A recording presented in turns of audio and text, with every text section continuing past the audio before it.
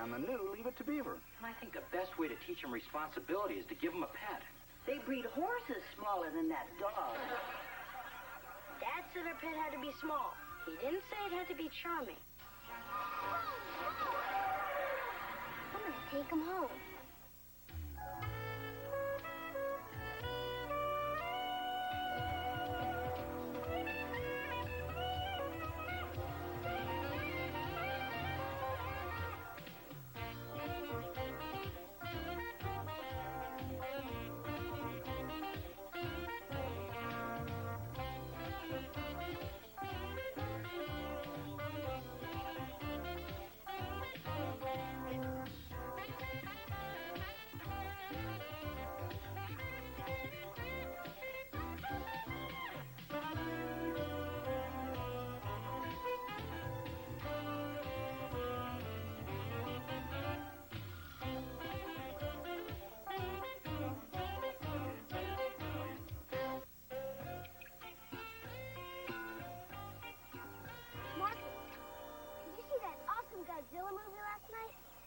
I got sent to my room for losing a tooth.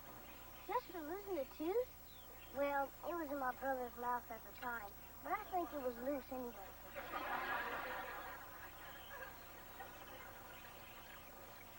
One, two, three. Uh-oh. I think I just killed a fish. You got some imagination, Oliver. Me? You're the one who's scared of kryptonite. You laugh. Huh. But I had a bad experience once. Coming? Oh, sure. Take off even before I get a chance to beat you. Wait, you can't leave like that. Oh, thanks. You're the only one I can trust with my secret identity. See you later, Ollie.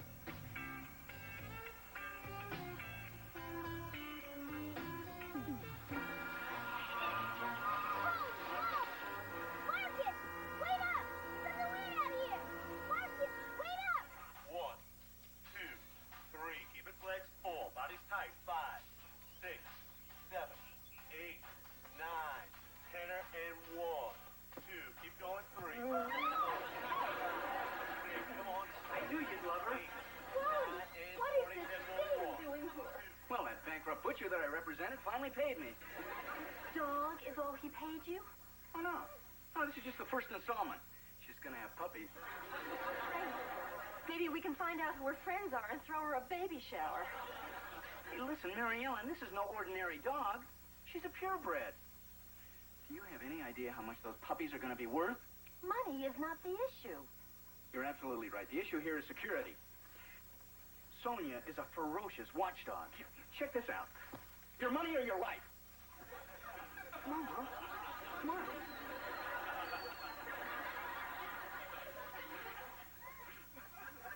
Well, she's great with kids. But you know Kelly has allergies. Oh, come on. She got over those a long time ago. Bob, is there a dog in the house? Not for long, Kelly. Hey, look at him, Beaver. A Blaney's dog. Now, come on. Is there any greater joy? Well, Kip was happy when we brought Oliver home, too. But after a couple weeks, he wanted to give him back. Oh, hi, Mom. Oh, Grandma, look what Uncle Wally got us. Well, how thoughtful of Uncle Wally. Beaver, did I see you in the kitchen a minute? I knew you'd want to, Mom.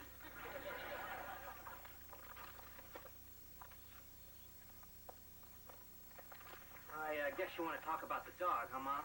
Beaver, whether the dog stays or not, that's your decision. I can always be happy in a condominium. Don't worry about it, Mom.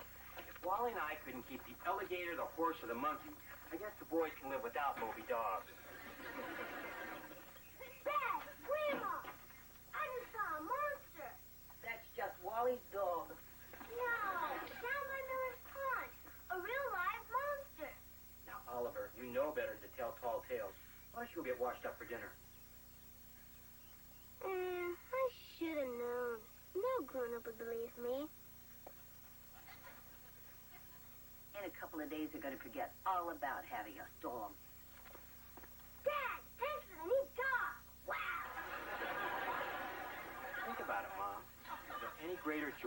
boy and his dog. Yes, a grandmother and her clean house. He'd always happen to be the bad guy. No, you can't have a pet. No, you can't watch TV. No, you can't go skydiving. Beaver, I don't want to deprive the boys, but do you honestly think those boys are responsible enough to care for that dog? I don't think Tarzan could care for that dog. Well, then go in there and tell them before they get too attached. I want this meal to be special, sweetheart. I made the same thing for Mary Ellen when she was expecting. Only, she didn't have to eat it off the floor. Come on, girl. Here you go.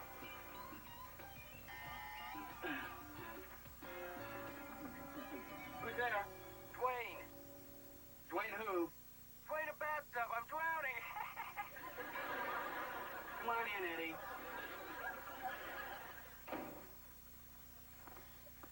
Hey, so how's the old flea bag? I wish you wouldn't talk about her like that, Eddie. Ooh, touchy, touchy. I'm here to save your marriage, not boost your dog's ego. Okay. Look, I've made a list of instructions. Now, this is what she likes to eat. Are you kidding, Sam? My kids don't eat this good. Eddie, are you sure you're going to give her a good home? Hey, who said anything about a home? I need a guard dog for my construction sites. Is that the way you're going to treat my dog? What are friends for? Sonia, sick him. Where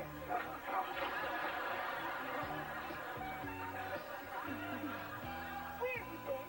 Out of Lower's Pond, looking for the monster. But I think he's kind of scared of me. Well, where you were out fooling around, I got us the pet Dad said we could have. What is it? I'll give you a hint. It's warm, it's furry, and it loves to play. I'll bet I know what it is.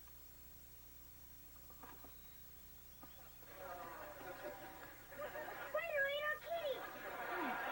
Brain. That spider is our pet. And he's a tarantula, and his name's Mr. T. I have a feeling that's not the kind of pet Dad had in mind. Look, Dad said our pet had to be small. He didn't say it had to be charming. What about Grandma? She wouldn't even let me be Spider-Man for Halloween.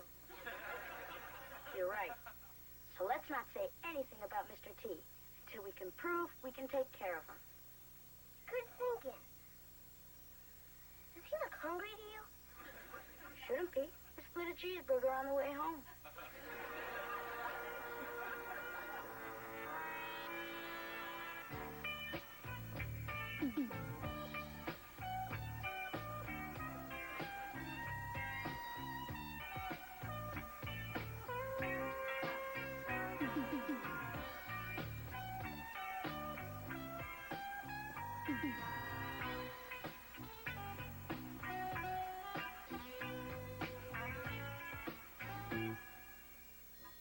Holy Toledo! Mr. T, where are you?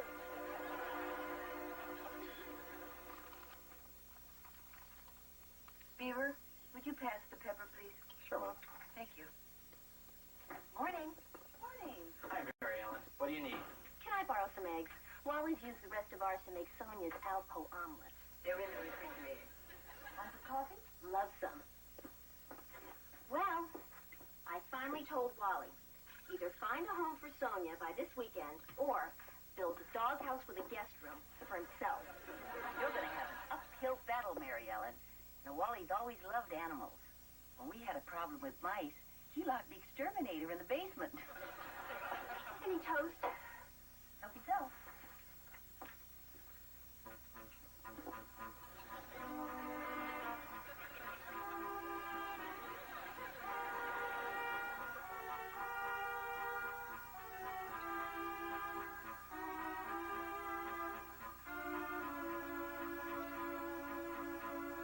Oliver, how come you're not ready for school? Because I think I'm going to be coming down with you. Well, all the more reason to have a good breakfast. Here, you sit down there. Good morning, Aunt Mary Ellen. Morning. Good morning, Aunt Mary Ellen. Hi, Kip. Well, good morning, Chip. I suppose you're going to be coming down with something, too. Yeah, well, there must be something in the air. Or on the floor. Well, come on, sit down here. I'm not serving breakfast in shifts. Jelly in the fridge? Uh-huh.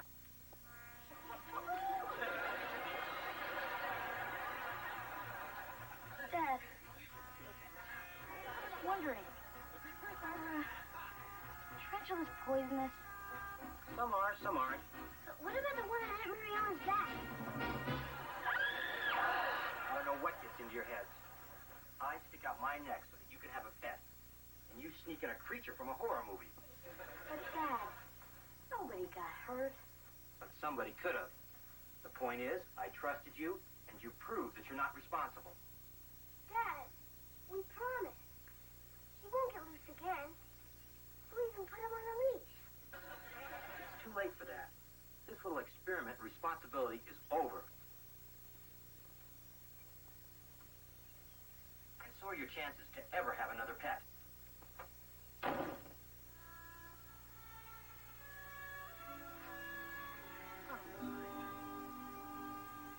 So Mr. T's history, huh? Yeah. We treated him to the pet store for a rubber ball with a bill in it. How'd John take it? She didn't say a word about it. As a matter of fact, she hasn't talked since it happened. Man, you got off easy. If my spider attacked my aunt, I'd be hanging on some satellite right now. You scared the monster. Get a grip, Ollie. There aren't any monsters in Mayfield, except for that weird guy who talks to himself in the post office. Oh, yeah? If there are no monsters, then where do these tracks come from?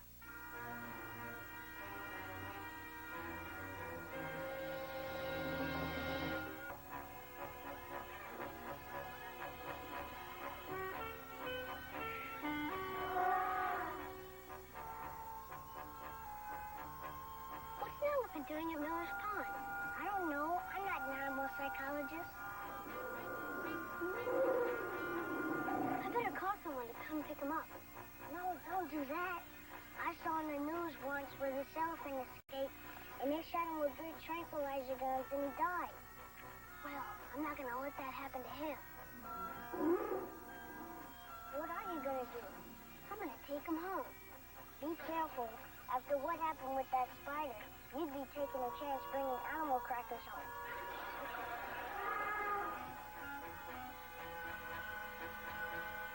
I promise I won't tell.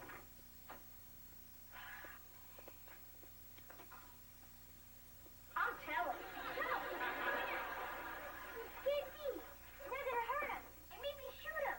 And we got to protect him. Yeah, Ollie, where are you? We're in the garage. Blabbermouth.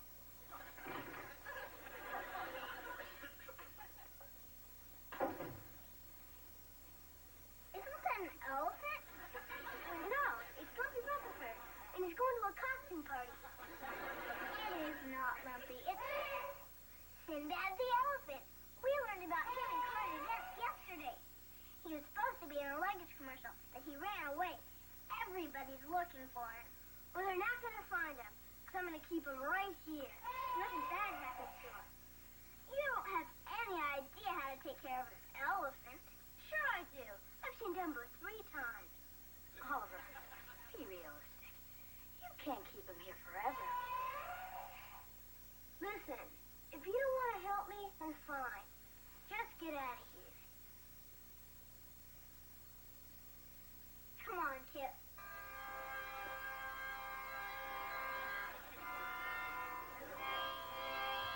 You play good. For now. Maybe we could help you until we can figure out something to do with it. Thanks, guys. But remember, not a word of this leaves the garage. Deal? Deal.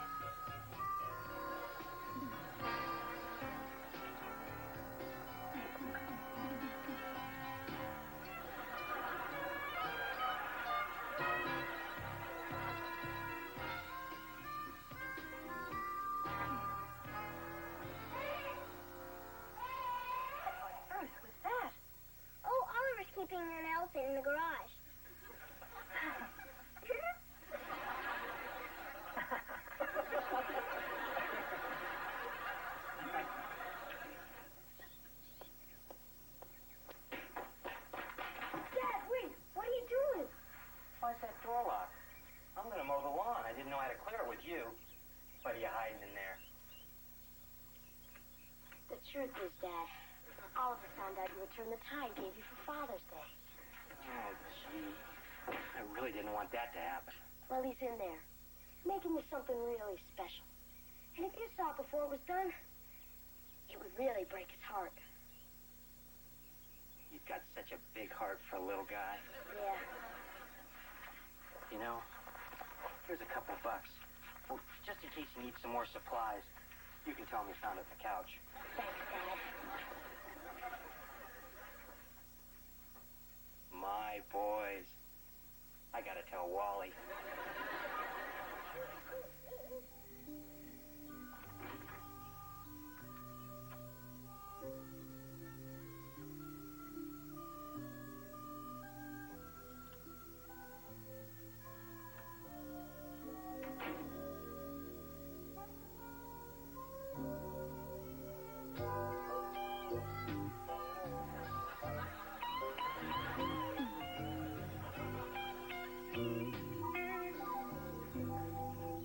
Don't get discouraged, girl. Kelly's allergist says the new breakthroughs are being made every day. Oh, and Mary Ellen is starting to soften. I can see it. It may not be obvious to you, but I've known her longer. Hey, wait a minute. Where are you going? Come here. Come back here. Whoa, big girl. Hey, whoever's in there, I gotta warn you, I got a vicious dog out here.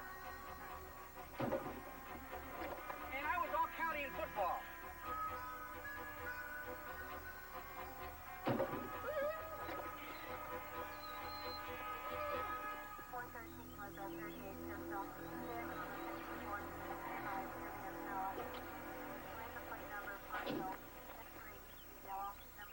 I just caught the news on my CD radio.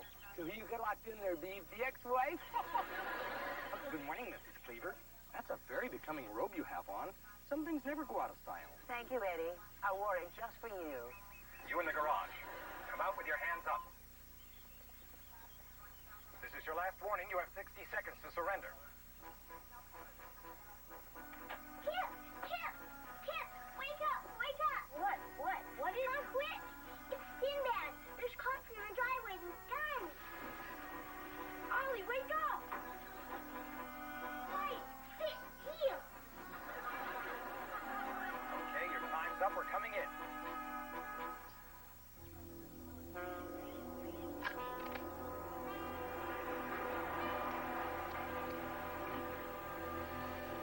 Don't shoot! Don't shoot!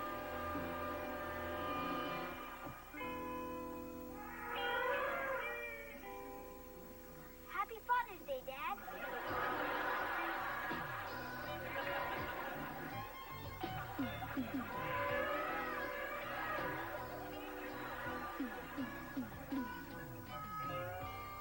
What's Dad making us wait so long for? He's making us sweat it out, so we feel real bad about what we did.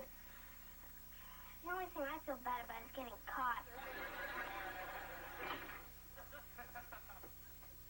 Want to come in, Mom? No, I think you know what has to be done. Somebody's got to talk to those TV reporters. Dad, Sinbad's gonna be okay, isn't he? They're not gonna punish him or anything. No, nothing like that. Why don't you guys sit down? As a matter of fact, the animal control officer said they're going to try to get the owners to put him in a wildlife park. Dad, we weren't trying to disobey you about having a pet or anything. Oliver just happened to come home with an elephant. It could have happened to anyone. We were just trying to protect him. Fellas, please. I know your hearts were in the right place. I was the one that was really off base. Just because you made one little mistake with that tarantula, I didn't think you were responsible enough to care for another living creature. But I was certainly wrong. We forgive you, Dad. Aw, thanks, Ollie. And you know, the next time I tell you that you can never do something again, remind me of the time that I told you could never have another pet. You mean we can have another pet? Well, as long as it doesn't have more than 4 legs and can fit in through the front door. What's the matter, Oliver? I thought you'd be a little more excited. It's hard for a guy to get all sweated up after he's had his own elephant. Yeah, I think I understand how you feel. Why don't you give it a couple weeks? Maybe you'll feel differently. Come to think of it, Freddie Haskell's cobra eggs are going to be hatching pretty soon. And I'll settle for a chameleon.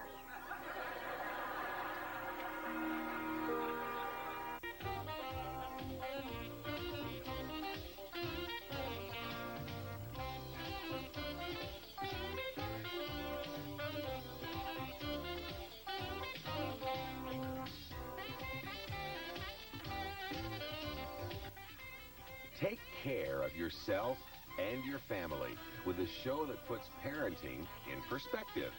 Join Debbie Van Kiekeveld tonight at 9:30 for Positive Parenting, only on YTV. My little girl got the lead in the class play. How about that? You don't understand. Sleeping Beauty's got to get kissed by a handsome prince for 3 nights in a row. Yuck. Sleeping Beauty. I just hope she doesn't slug him in front of all these witnesses.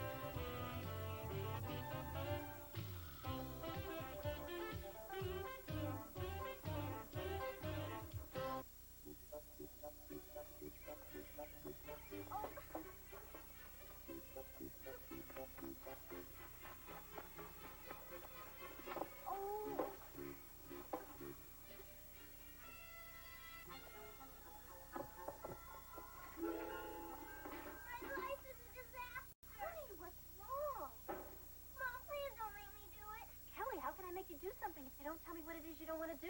Because if I tell you, you'll make me do it. Where's Dad? He's on the phone trying to get a client out of jail. But this is important. Hi, where's Wally? I gotta see him right now. Get in line. I am in line.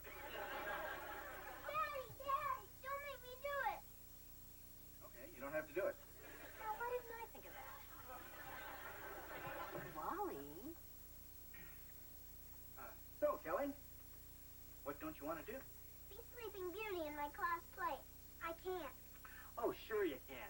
Look, Wally, I gotta talk to you. My little girl got the lead in the class play. How about that? I knew playing a thermometer last year would lead to bigger things. You don't understand. Sleeping Beauty's got to get kissed by a handsome prince for 3 nights in a row. Yuck. Now, come on, honey, give it a try. It's only a pretend kiss. Forget it. Why couldn't we have done the ugly duckling?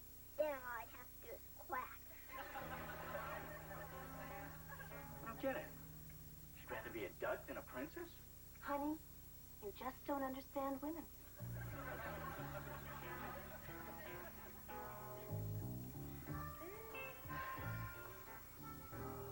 So, what's your problem, Beaver? Not my problem. Our problem. Floyd Sullivan's back. Hey, no kidding. How is the old guy? Oh, well, I'll tell you how he is. He's rich, he's handsome, and he's here to steal Mom away from her happy home and stick her on a 70-foot yacht in Key West. Who told you that? He did, when he called up to ask her out. Oh, come on, Beav. She wouldn't marry the guy 2 years ago. Why would she do it now? Well, think about it, Wally. She used to have time to be with her friends, travel, sit on the city council. Then bingo, I move back home, you move next door. Suddenly, she's a full-time grandma. Floyd's her ticket to excitement.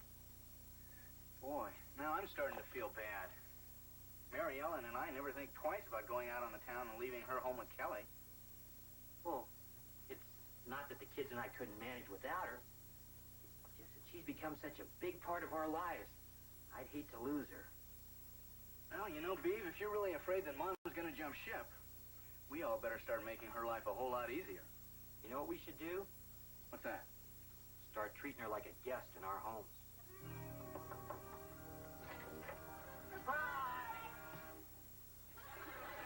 already gone to Florida. Grandma, thank goodness you're still here. Well, what's all this about? Well, the boys thought they might surprise you with breakfast in bed. Oh.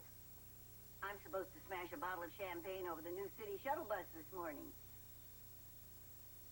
But I made a practice of never smashing anything on an empty stomach. Yeah, all right. Oh, everything looks just wonderful. Toast and bacon and eggs. I hardly know where to start. Don't eat the bacon. Oliver dropped it on the stairs. Well, what's up on his sleeve? Why don't you just start with the juice? I'll get it. Oh! Let's sweeten this up. Now look what you did. Grandma's gonna leave us for that guy Floyd for sure. Oliver, wherever did you get that idea? From him. Why don't you guys take that stuff back down to the kitchen? I think your grandmother wants to have a word with me. Grandma, don't go on Dad. We still need to ride to school. I'll take that into consideration. Beaver, what have you been putting in those boys' minds? Well, it's pretty obvious, isn't it, Mom? Boyd Sullivan's back in town, and the boys are afraid they might lose you. Is it only the boys? Okay, I'll admit it. It's Wally, too. Beaver. Well, Mom, I'll admit, the thought did cross my mind. But if you were to leave, who'd be here when the boys got home from school? And to make sure that they ate right and help me raise them. If your world is so threatened by my having one little date, then you've become far too dependent on me. Who knows, if I left, it might be the best thing for all of us.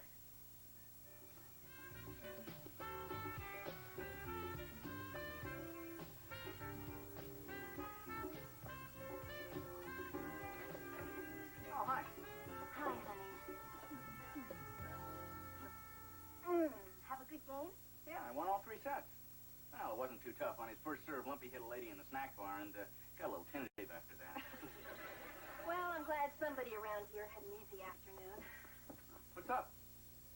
Wally, I'm worried about Kelly.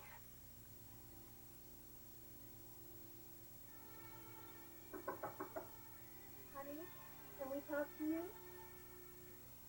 Kelly, honey, can your mother and I come in, please? Okay.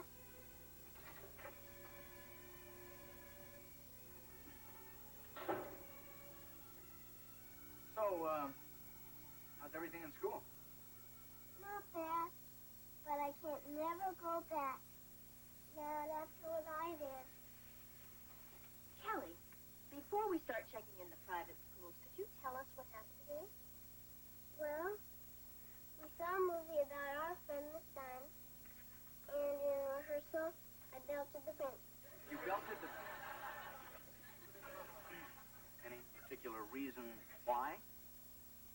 He tried to kiss me. Everything was going fine until Miss Canfield said we were going to rehearse the last scene. So I lay down on the card table and closed my eyes. And Doug says, "That's the prince. At last I have found you, but I fear I am too late, for my life will never be complete without you, my sleeping beauty." Then I smelled salami. So I peeked a little, and there was his face coming closer and closer, all puckered up like a fish. And then, the only way I could stop him was, pow! Well, it's lucky that his father's a dentist. Honey, the kiss is supposed to be the happy ending. Not for Dad. Kelly, listen, I know you can play that part, but if it's upsetting you this much, why don't we just stay home this weekend? We'll rent a movie and make some popcorn. No way. Okay, Kelly, what's going on? You want to be in this play or not? I don't. But I got to, or else everyone will think I'm a loser. And I'll never get picked for anything again except banging a racer. Well, okay, stay in the play.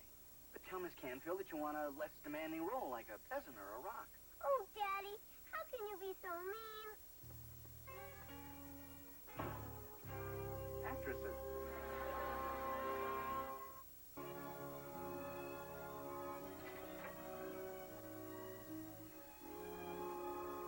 Come on in, sweetheart. Grandma,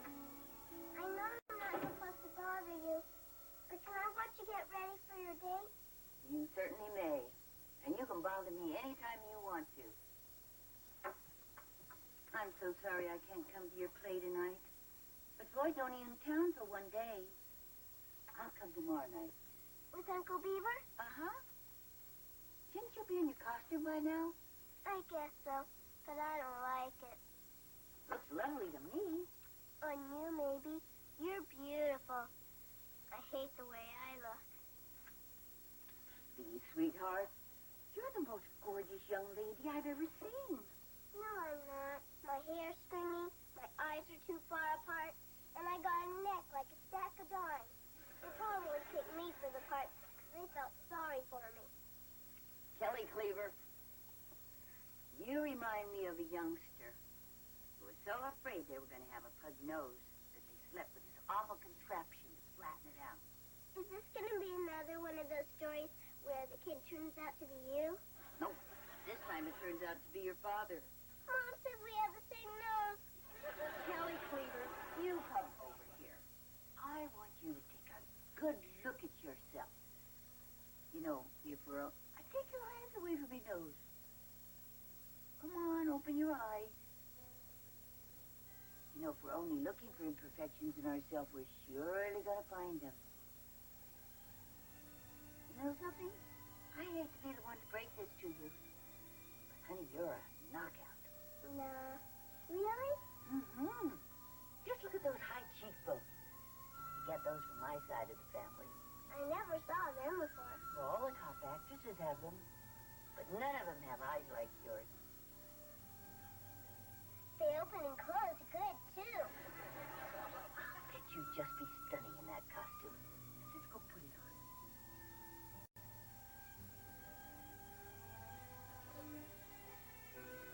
And here's your costume. Oh, what a pretty petticoat.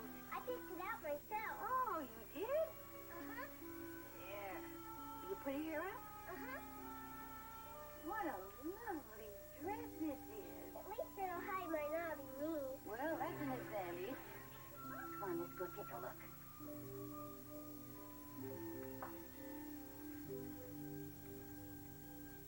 I still got a neck like a stack of dimes. Well, so did Cleopatra. And Audrey Hepburn, and even your grandmother.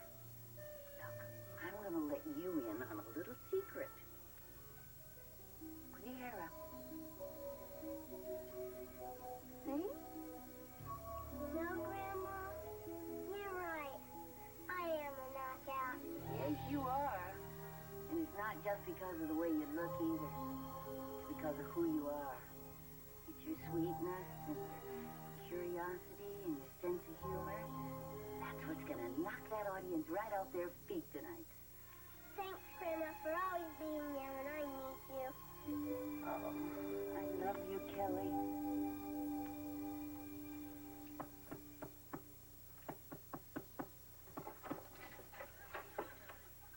Hey, Gertrude, is the man of the house about? Cut it out, Eddie. I don't need any guff from you, especially not tonight. You're right, Beef. That was a cheap shot. Hey, look, why don't you gather up the kids so I can get them out of here before your Tupperware party starts? Kip, Oliver, your ride's here. Theodore, might I remind you of the spiraling cost of admission at the drive-in? Okay, but this time just don't sneak them through in the trunk and then try to pocket the money. Look outside! Here! You gotta see this car. It's so long it sags in the middle. Hey, this guy's no teenager. Did you say he lived in Florida or discovered it? Eddie, doesn't the movie start soon? Yeah, I just want to stick around long enough to meet the petrified playboy. Maybe if we don't answer, he'll go away. Now, come on. I want you guys to be on your best behavior. And you too, Eddie. Theodore, how nice to see you again. Ah, thank you, Mr. Sullivan. These are my two sons, Kip and Oliver. Kip? Oliver? Well, how was your trip? Fine. Who is that obnoxious child out front who tried to charge me for parking? You must have encountered my firstborn, Frederick. And this is Eddie Haskell, who's just leaving. It's a pleasure, sir. Coming, son. And may I say, that's a splendid suit. Are ascots back in fashion again? Well, Why don't you boys go outside and keep Frederick out of trouble? Boy, he must be a messy eater. He's got a napkin on his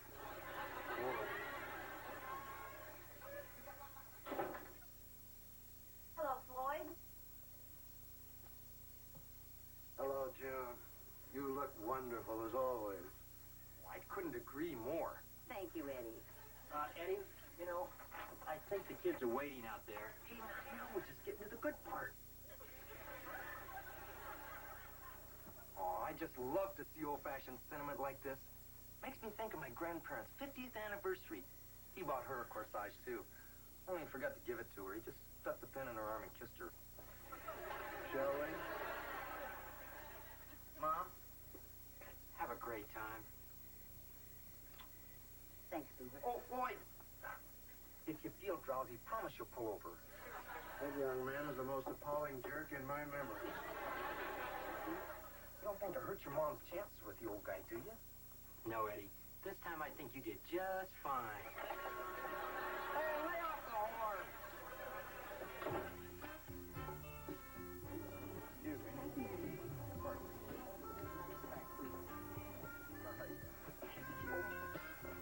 Excuse me. Hi.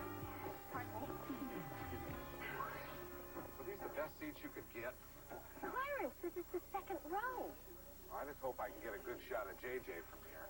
Will you relax, Lumpy? You can practically touch her from here. I'm thirsty. Lumpy, the show's about to start. Oh, these things never start on time. Excuse me. Whoa. Ouch! I'm sorry. Whoa, whoa. Excuse me. Pardon me. Whoa, pardon me. Did I miss anything? Hey, these really are good seats.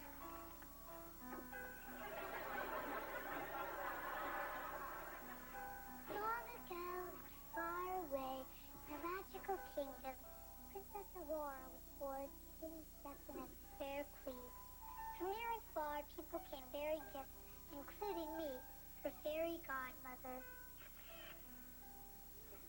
Thanks, Clarence. Now I can't think. Okay, Melissa. Well, Queen Stefan, I was quite upset at not receiving an invitation. So I brought my own little surprise, a golden spindle. We'll cast a spell and touch upon her 15th birthday. Touch the spindle, Aurora. It will bring you eternal happiness.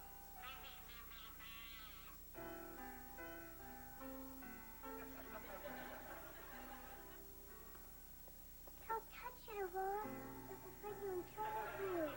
The fairy godmother, this is so pretty. What harm can come from just one touch?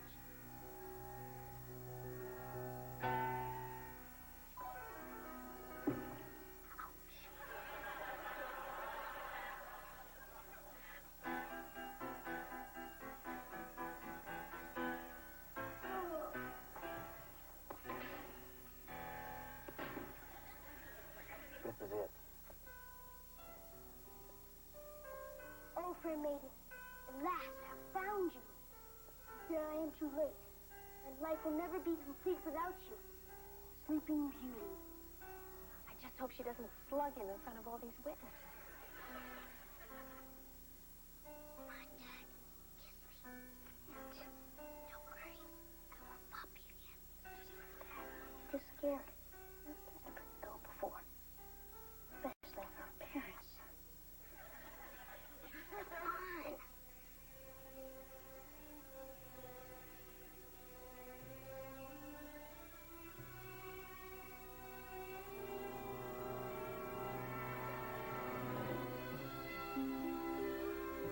Don't worry.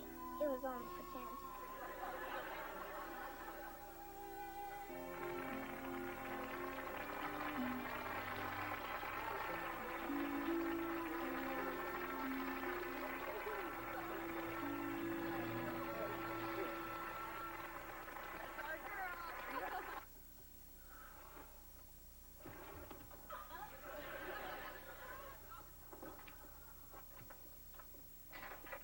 Mom's not home yet, huh, Beaver? Not yet. You worried too? Oh, no, I always walk around the street at 1:30 in the morning. Come on, I don't want her to know we're waiting up for her.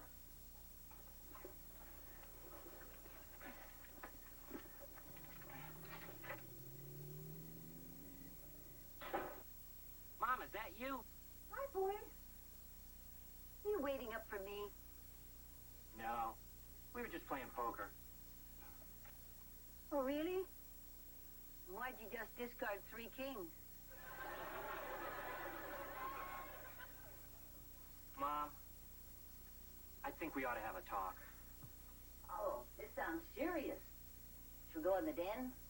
Well, he just wants to know where he stands. And I'd like to know, too. We really had a nice time. And how was Kelly's play? Oh, she was terrific. You know that part where she's supposed to... That's great, Wally. But we just skip to the part about Floyd and Mom. How much your grandchildren love her? Well, Beaver, if you really want to know, Floyd asked me to go to Florida with him. And I didn't even have to think it over. Well, so, Wally, tell us about Kelly's play. Beaver, I'd really rather hear about Mom's evening right now. Thank you, Wally. You know, living with my children and my grandchildren can sometimes be nothing but headaches, aggravation, and carpet stains. That's not really the lifestyle that grandparents are led to expect. But tonight when Kelly came to me for help, and what little I did really had an effect on her, that really meant an awful lot to me. I don't want to be one of those grandparents who just comes in once a year and passes out presents. I'm really a part of your lives.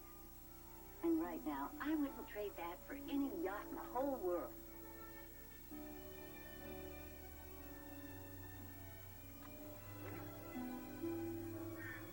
It's been a long, wonderful day. I don't know about you two, but I'm turning in. Oh, not me. I've got to finish scouring the oven. What's wrong, Mom? I don't have the heart to tell him. It's a self-cleaning oven.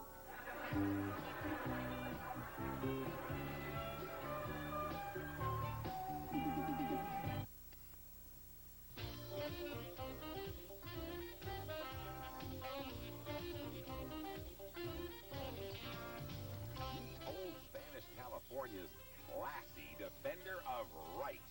Zorro, next on YTV.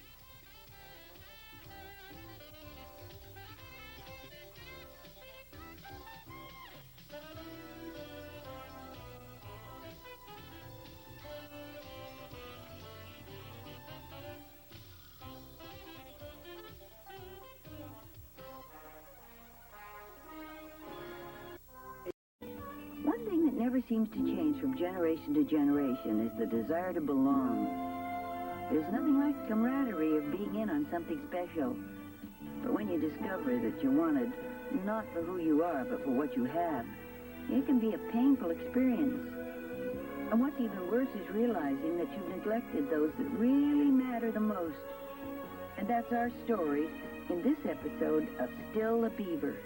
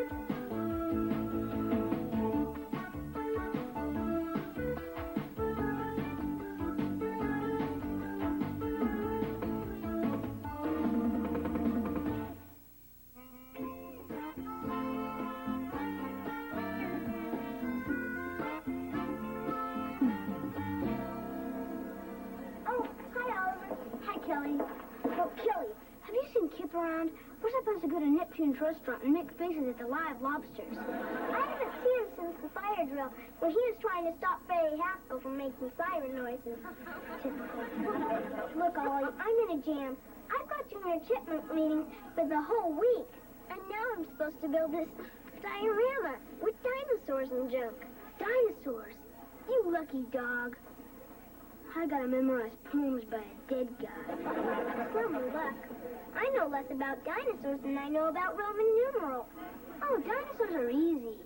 The only tricky part is saying their names without spitting.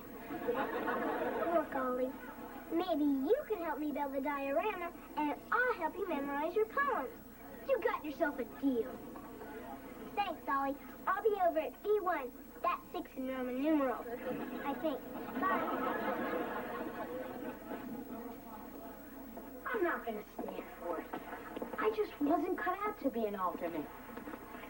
Hey, Sam, you're just down on co-ed volleyball because Julie Woods beat you up for first string. Hey, not so loud. Anyways, she's not that coordinated for someone 6'2". Here. Where are you going? We're supposed to name the lobsters before they get boiled. Not now, Ollie. We got to go take the team picture. And I'm not going to smile. Well, what am I supposed to do? Marcus has band practice. Kelly has Junior Chipmunks. The church is open. Why not pray for some personality?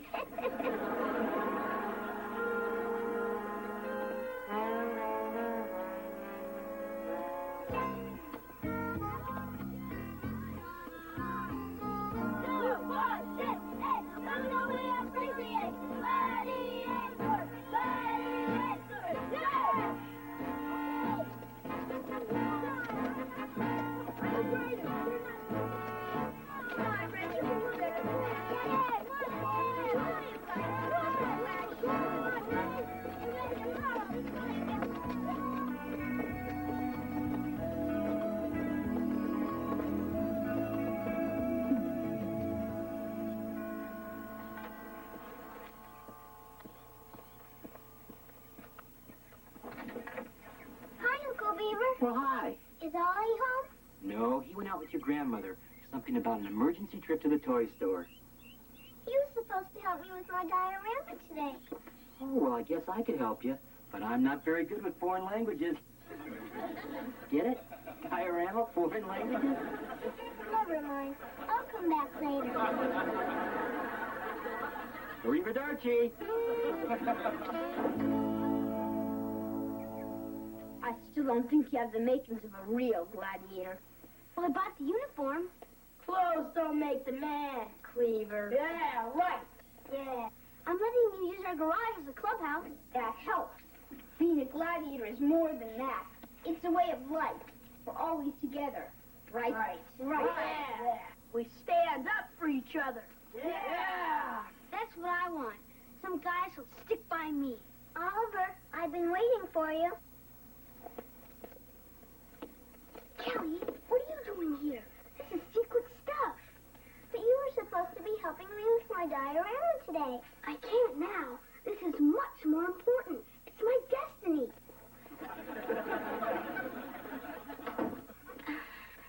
All right, throw your hands at her. If you are gladiator material.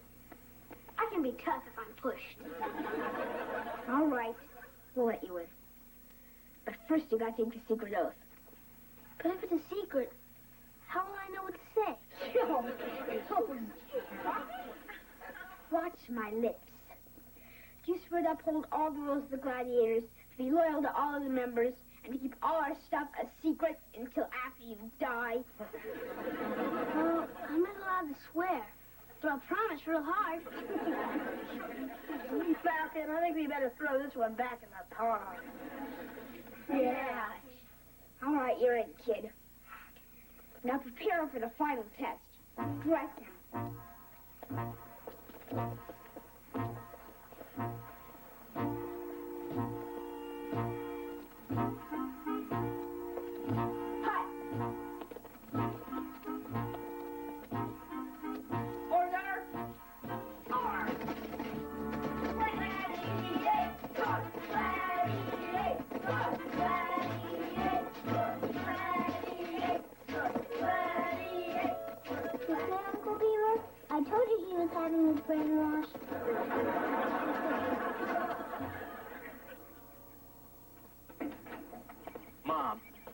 never guess what Oliver's doing with that outfit you bought him. He does look good in it, doesn't he?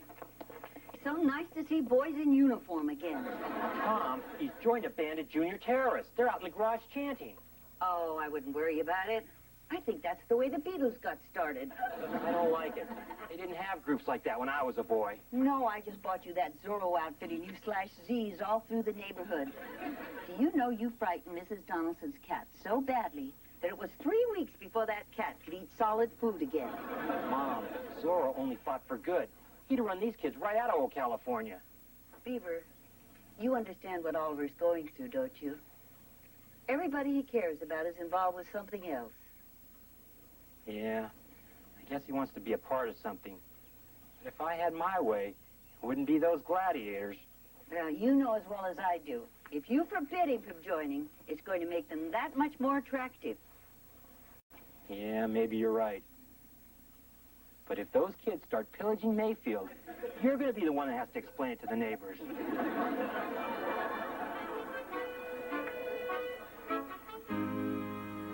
Okay, now give me that orange and yellow thing. We'll put it right here in the lake.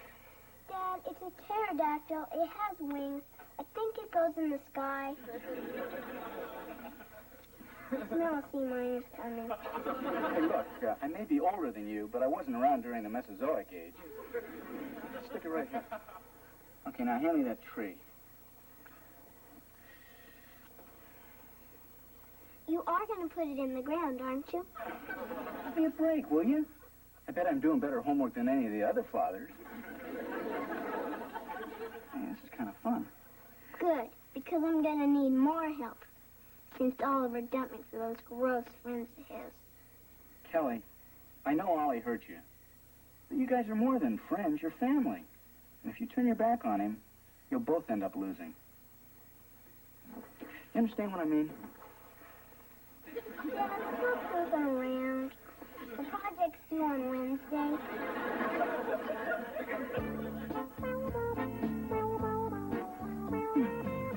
Today's the big day, Ollie. We're gonna teach you how to chicken fight. Yeah. So soon? Don't you think I should read up on it first? There's nothing to it. You just follow the gladiator's motto. Hit the other guy back before he's had a chance to hit you first. Keep sleepy. Good one, Malcolm.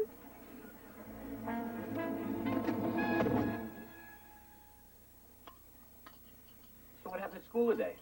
Well, the bell rang at 8:30. Then I was in homeroom till 9:10. Well, then I traded my lunch to Janet. I think her father means, did anything interesting happen to you today? Oh, well, I don't think anything interesting is going to happen to me until I get a car.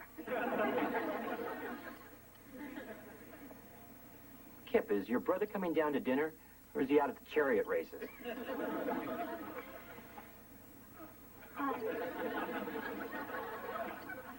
Well, greetings, humanoid. I hope you come in peace and enjoy rump roast. Oliver, I thought you were a gladiator. Oh, I am. But a guy's got to start thinking of his future. Oh, well, that's nice, dear. But on our planet, we don't wear space helmets at the dinner table. But I can't take it off. It's against Federation rules. Oliver, you heard what your grandmother said. Take off the helmet. Oliver?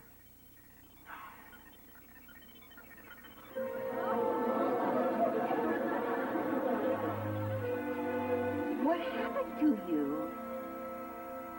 I'll tell you what happened. The gladiators did this, didn't they? I can't tell. Well, I didn't mean it, because they're my friends. Dad, I'm going to get the camera. This would make a great Christmas card. Just hold it, Kip. And where were you when this happened? Don't blame me. I was nowhere near him at the time. Yeah, well, maybe you should have been. He's your little brother, and it's your responsibility to help protect him. I can take care of myself, Dad. Not by the looks of it. We're going to have a little talk about your extracurricular activities. Look, there's plenty of time to discuss this later. Come on, I want to put some ice on that eye. Grandma, I'm hungry. Kip, I know it's not cool to hang around your little brother, but he does look up to you, and he needs you to be a good influence. Hard for a guy to be a good influence when his best friend is Freddie Haskell. There. Swelling's going down already.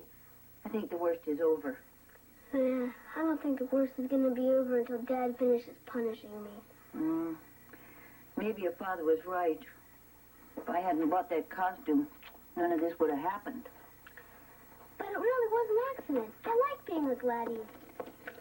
Dad, what are you doing? I'm throwing this junk out once and for all. But Dad, if I don't have that stuff, I can't be a gladiator. Exactly.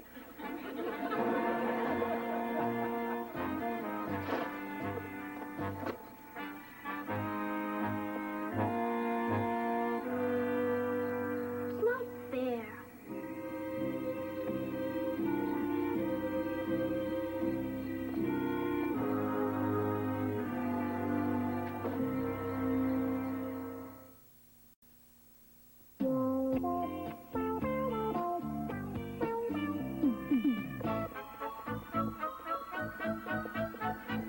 Wow, that's some shiny you got there, Ollie.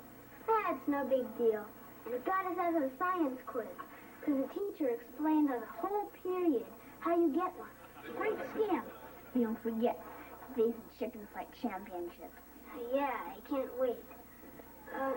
Malcolm, is it okay if I borrow your battle gear when it's my turn?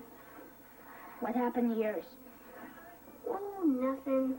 My dad sort of threw it out when he saw my black eye. You didn't squeal on a fellow gladiator, did you? Nah. I've seen enough movies to know what happens to prisoners who tattle.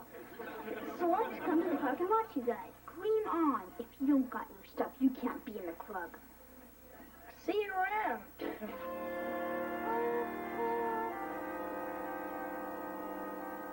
Perfect setup. Beaver leaps, he spikes, he scores again. How does he do it? Easy, Conan. You'd still be an alternate if Julie Woods hadn't come down with mononucleosis. Just wait. I'm going out there today and make him forget Julie Woods ever played the game. Wish Oliver would hurry up. I told him he could tag along with us today. Don't worry about him. I told him to make like a drum and beat it. Thanks a lot, Freddie. I promised my dad I'd start looking after him. I promised my dad I'd mail in his tax return. Come on, if we get there before Coach, we can lower the net a few more inches. Whereas my client, Edward Haskell, steadfastly maintains his innocence, I have convinced him that it would be prudent to settle this matter out of court. I hope that you concur and accept his generous offer to attach a heater to those heating vents he installed in your hospital room. Sincerely, Wallace Beaver, attorney at law. Boy, I still like the way that sounds. Hi, Uncle Wally. You stay there, Uncle Wally. I'll find someone to rescue you. Wait a minute, Ollie. Come here.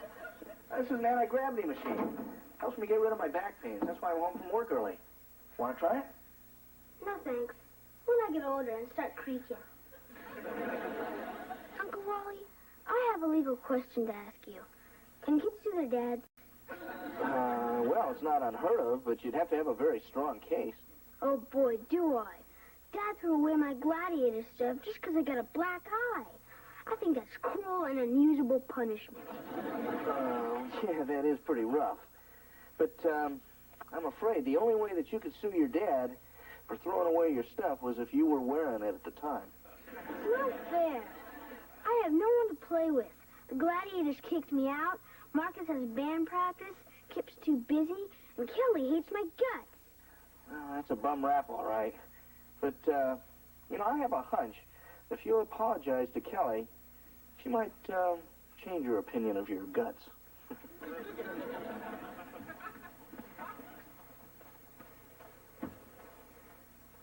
Hi, Dad. Hi, Kelly. Cousin. Pal.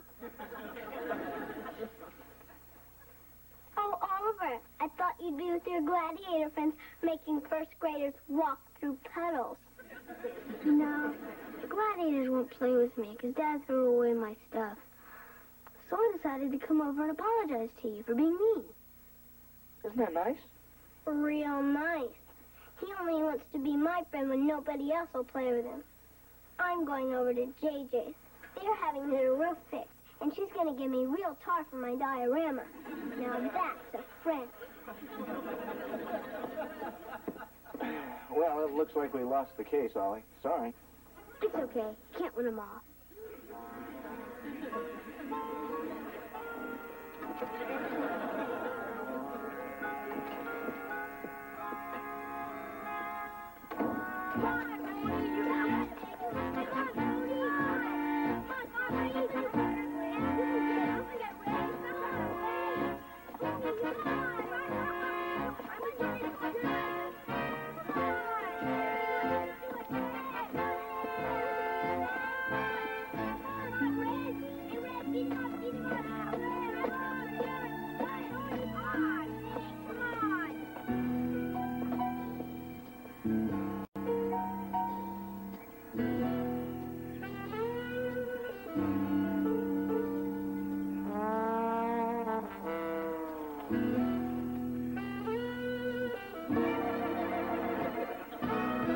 What are you doing out here, Oliver? I'm doing a science project on fungus, and I volunteered on bringing in some mold. Oh. Well, that was generous. Want to help? No, thank you, Oliver. The only molds I'm good with are cakes and jellos. Well, good luck. Thanks, Grandma.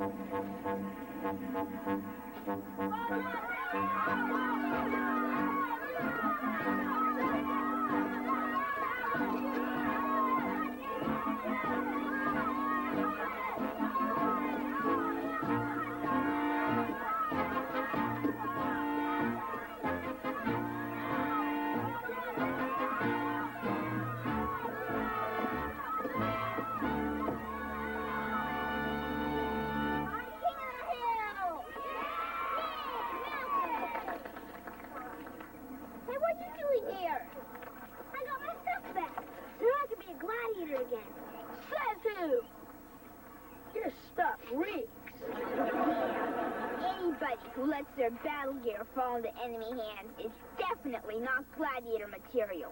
I'm just as good as anyone here. Prove it! I'm not scared of nothing. I once watched my brother get stitches and I didn't even cry. Oliver, don't be stupid.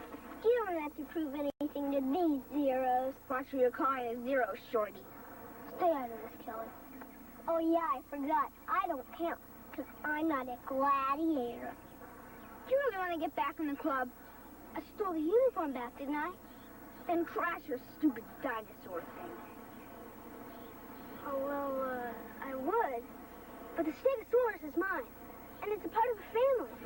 Come on, Oliver. Don't you want to be one of the guys? Yeah, well, then smash it, right? You heard him. You want to be a big, bad gladiator, don't you? Yeah, but I can't do that to you. Okay, then I'll smash it for you. No, Kelly, don't do it. Oh, isn't that cute? They're square dancing. I'd rather square dance with her than be friends with you, Zeros. Nobody says that to us and gets away with it, right? My cousin just did. Well, he's not going to get away with it. Order! Order! Hut! Hold it!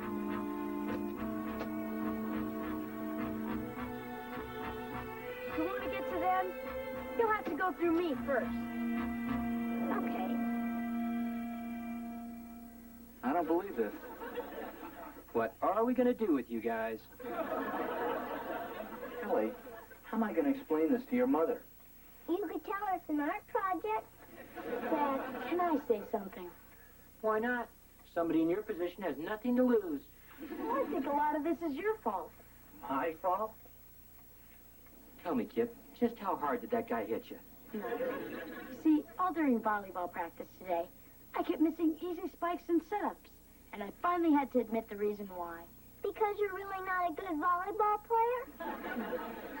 See, after I heard about what you said, about how Oliver needs me and stuff, well, I went to find him. I made you feel real bad, huh? You sure did. And, Daddy, it was because of what you said about how family was the most important thing that I didn't give up on Ollie. No kidding. You felt bad too, huh? Looks like I'm the only one who's still in trouble. I know stealing my stuff back was wrong. It certainly was. It's just that I wanted to be a gladiator so bad that nothing else mattered. But I sure found out who my real friends are. Ollie, we'll always be friends. Just because we're friends again doesn't mean you can get mushy on us.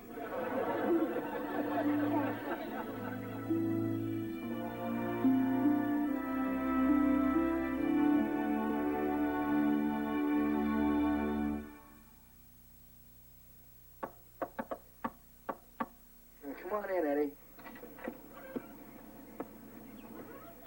Good afternoon, sir. It's a rare treat indeed to share the secret of your youthful appearance. Shouldn't you be your father? Well, he sends his regards, but he was detained in an unforeseeable toll booth altercation. Are those the revised hospital blueprints? Yes, sir. And my father's convinced that these documents will allow him to remain a free man. I'll try, but I'm only human. Well, goodbye, sir. Yeah, bye, Freddie. Hey, Freddie. Is my check in the envelope? Well, ordinarily it would be, but the tellers at my father's bank are on strike. And in support of their cause, he's refusing to use the facilities. Do you believe that, sir? Not in the least. I told him you would. Good day, sir.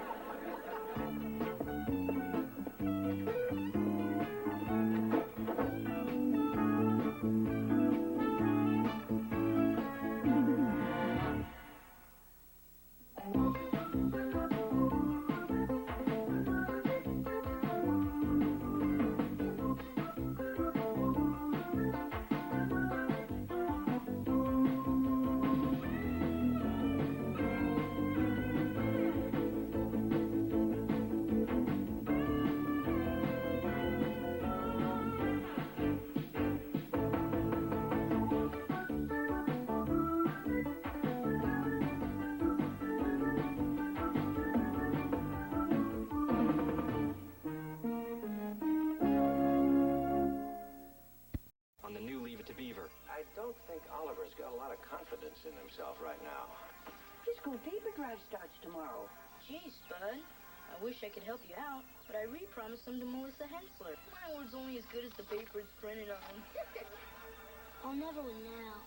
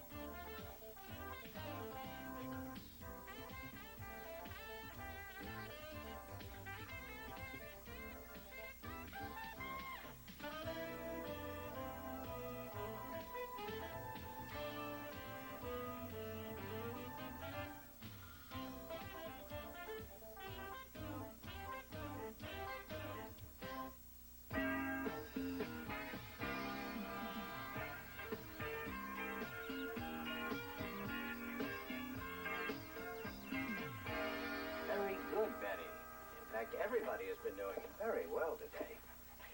All right, Peggy, your word is notice. Now take your time. Notice.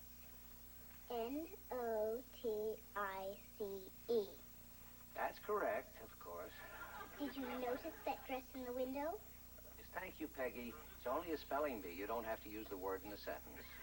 Try before E, except after C. 30 days, half September. Be quiet, Ollie. Don't mess with my concentration. Marcus, your word is special. Special. Let me see. S-P-E. Then it's either S or C. Marcus, we're waiting.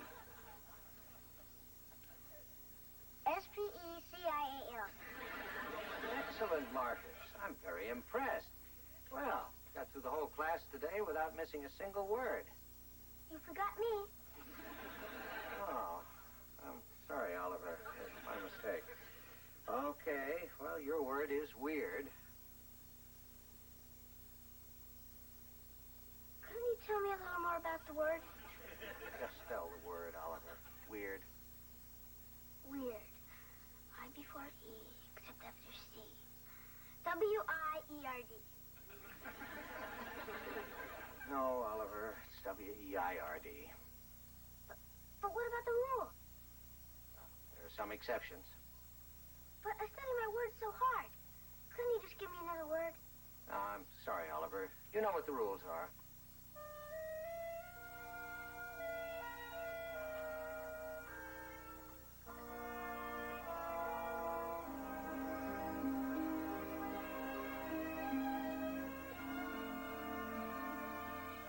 Dad, you don't need to go to parent-teacher night. We can tell you everything you need to know about what we do at school. That's exactly why I need to go. Dad, you're not going to go talk with Miss Canfield, are you? Oh, I thought I'd sneak out to the playground and see if I can still make it to the top of the jungle gym. Oh, honey, of course we're going to talk to your teacher, but you don't have anything to worry about, do you? No, just as long as you don't go snooping around in my desk. Where's Oliver? He's upstairs moping again. No, he's not still upset about falling off the riser during the class picture, is he? Heck, Dad, I don't know. But I'll look after him for you. Thanks. Now you know where to reach us if you have any problems. Kip, I'll be visiting your class. Anything you want me to ask your teacher? Yeah. I would appreciate if you could find out if they're going to be obtuse angles on tomorrow's quiz. See if I can work that casually into the conversation. I think we ought to go. Yeah. Oh, yeah, we don't want to be late. I have to stay after school. Bye, honey. I hope Miss Canfield doesn't mention that I use Melissa Henson's retainer for my collage. I don't have anything to worry about. Freddie Haskell in your class. Everybody else looks good in comparison.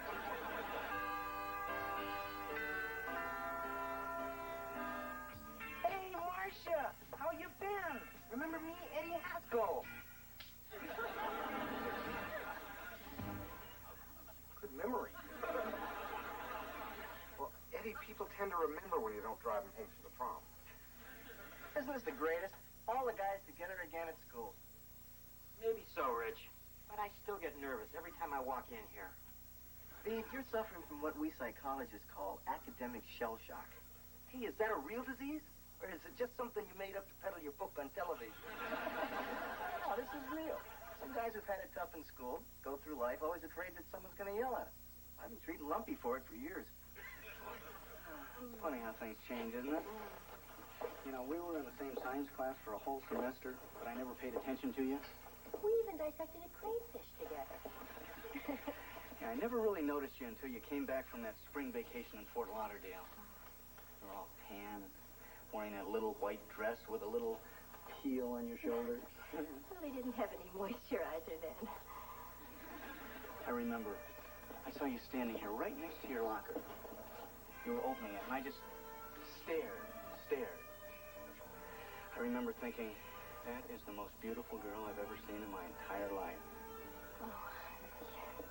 You know, I bet I even remember the combination to your locker. Really? Yeah. Well, there are some things a man never forgets.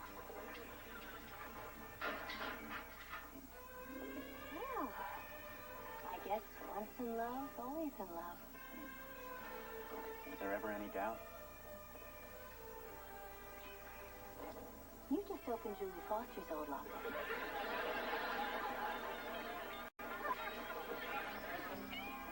You have been to Florida, haven't you?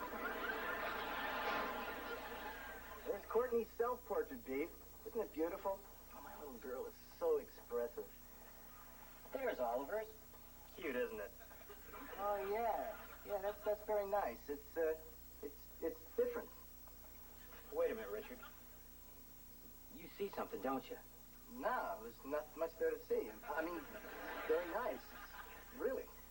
Richard, we've been friends for a long time.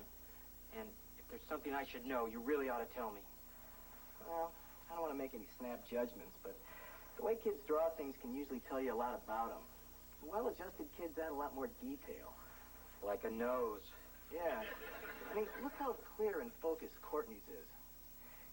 Now, you know, I could be wrong, but Oliver might be having some problems with his self-image, Beaver. Well, of course Oliver has a couple problems. What kid doesn't? Mine? But there's reasons for that. Look, Beaver, Ollie's a great kid, and I don't mean to alarm you, but if you decide there is a problem, let me know. So long, guy. Hello, Richard. Hi. Oh, hello, Mr. Bloomgarden. Theodore, nice to see you again. Have you finished your term paper yet?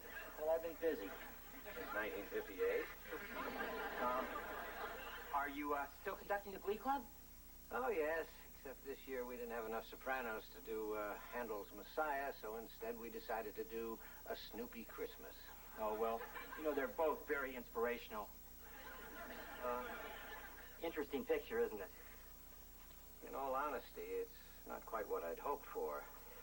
You see, I don't think Oliver's got a lot of confidence in himself right now. Well, anybody can draw a bad picture. Even Picasso had a few clinkers, right? Well, look, quite honestly, I don't see Oliver applying himself lately in the way in which he's capable. I'm concerned that he's going to fall behind the other kids and begin to see himself as a loser. Oh, I sure wouldn't want that to happen. Neither would I. He's such a good boy. So, I think if you'll just give him some small, realistic goals, he'll accomplish them and feel better about himself. Thanks, Mr. Bloomgarden. That's good advice as usual. One other thing. I was just curious. Courtney Rickover is she pretty well adjusted? Yeah.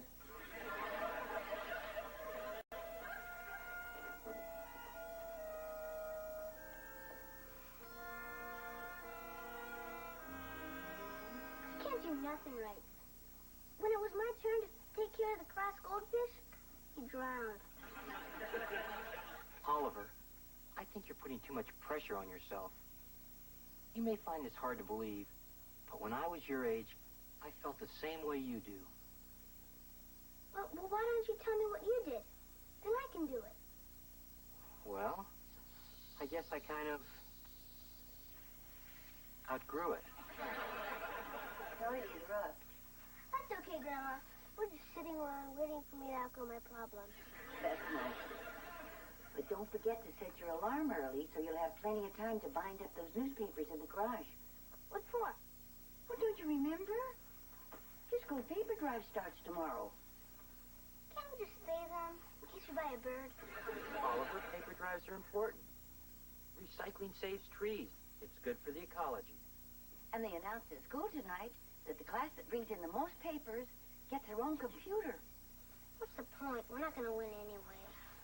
Well, not with that attitude, you're not. Oliver, don't give up before you even try. Is this the kind of computer you can play games on without sticking quarters in? Sure is. I guess it wouldn't hurt to bring the papers in. Tomorrow, anyway. That's my boy. Hot chocolate, anyone? With marshmallows? Of course, Beaver.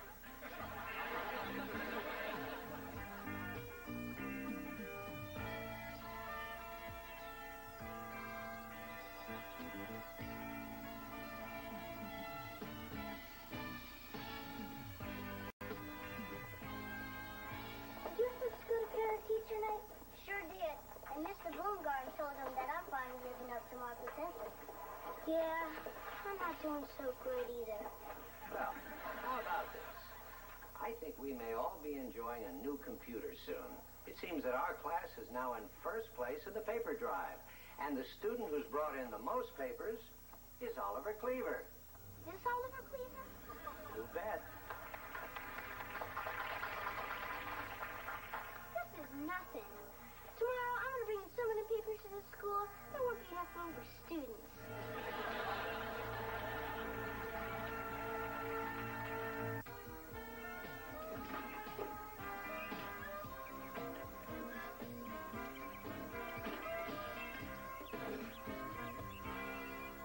Oh, well, thank you very much for the information, Mrs. Phillips. I'm very sorry that Oliver woke you up this morning. You know what? If he comes back for your evening paper, tell him to come home. We miss him. Come in. Oh, I'm sorry. There's somebody at the door. I gotta go now. Oh, hi, Wally.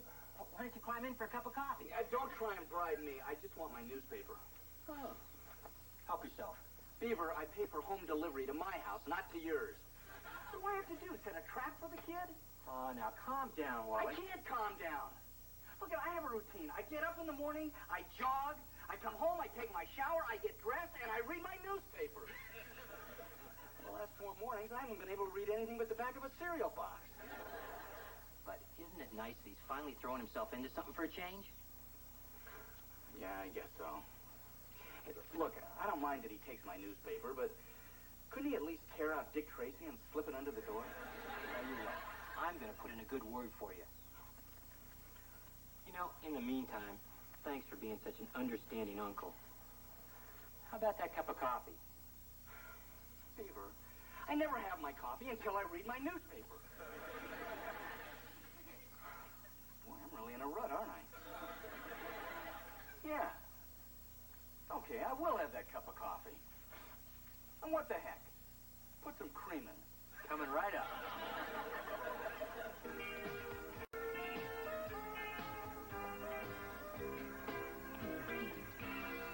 Hi, Freddie. Keep it down, Squirt. I'm right in the middle of a real juicy Dear Abby. Boy, I'm sure glad she's not my mom. Now, what can I do you for? Oh, nothing. I'm just coming by to collect the papers you promised me. Gee, Spud. I wish I could help you out, but I re-promised them to Melissa Hensler. But you gave me your word. My word's only as good as the paper it's printed on. You can't help Melissa. Her class is the only one that can catch us for the prize. You might as well sell your wagons for scrap, because she's giving away free passes to Romance Movie Theater for every bunch of papers you give her. Now what am I going to do? Give passes to see my dad's office? Hey, don't look at me like that. This whole thing's your fault. What did I do? You trusted me. Yeah, I guess I did. I'll never win now. Now I feel bad. It'll pass. Oliver, you can't quit the paper drive now. Your only hope is winning that computer. Forget it. The only way we're going to win is if Melissa transfers into our class. But then that wouldn't be worth it, because I'll get cooties. That Melissa has no shame. She's standing in front of the school trading movie tickets for kids' newspapers.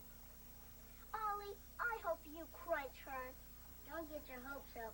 Oliver's backing out. He's going belly up, just like our class's goldfish. That's true. It's okay, Kelly. I probably wouldn't have won anyway. Ollie, you can't back out. You're a Beaver, not a quitter. You can do it, Ollie. Anybody who can eat a whole lunch in 3 minutes can do anything. So what's it gonna be, Ollie? Say, Ollie, since you can't possibly win by tomorrow's deadline, you might as well trade me your papers for a pass to the movies. You better keep those tickets for yourself, Melissa.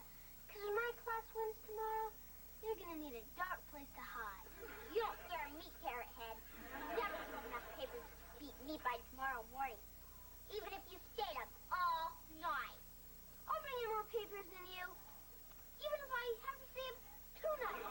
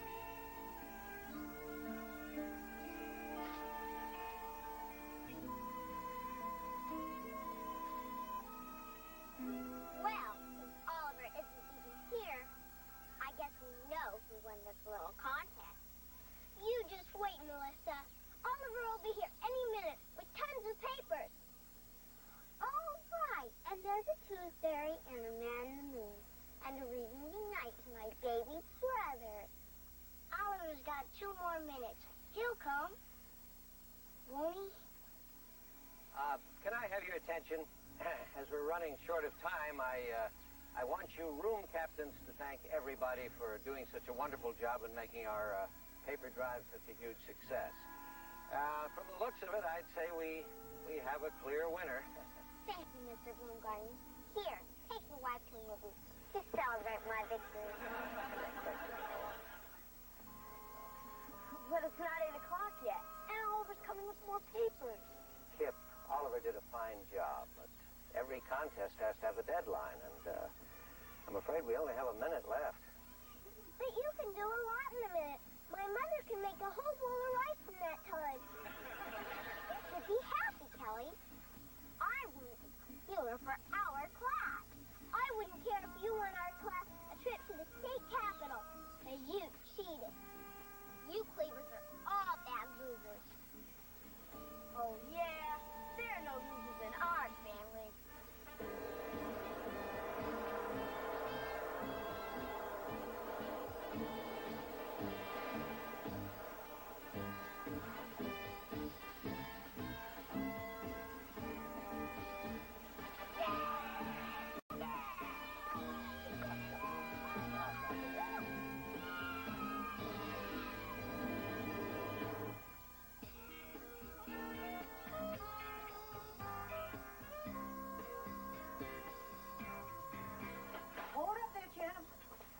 Just baked you some victory cookies.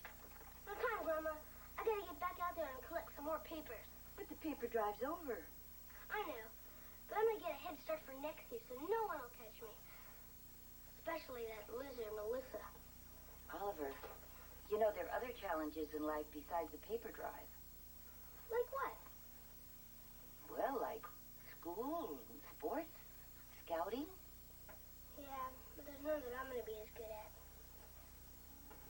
But if you put even half the effort that you put toward that paper drive into anything else, I know you'd do very well. You really think so? Well, you never know unless you try. Grandma, those cookies sure smell good. Well, that's what I just said. You'll never know unless you try.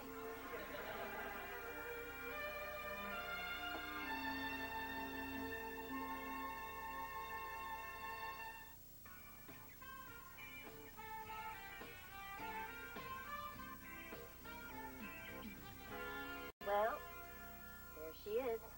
That's Julie Foster? Uh-huh. What did Dad see in her?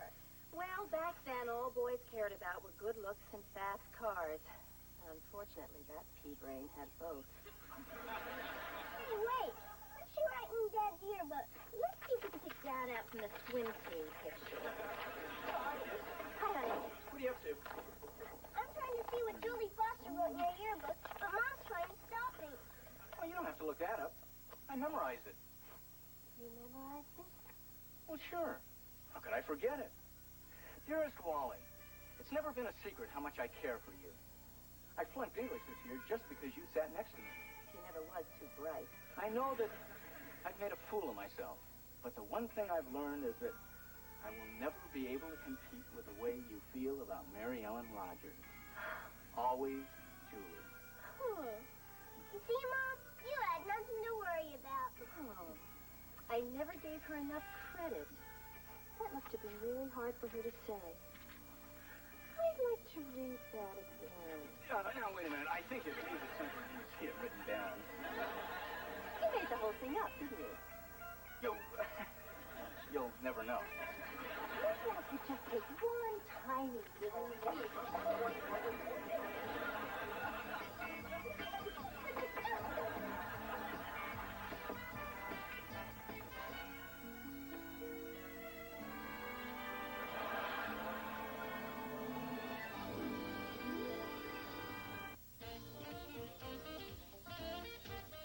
Into orbit around a deadly space probe, the Alphans must save their moon and Earth from ancient foes on the fabulous Space 1999. Saturday afternoon at 4:30 here on YTV.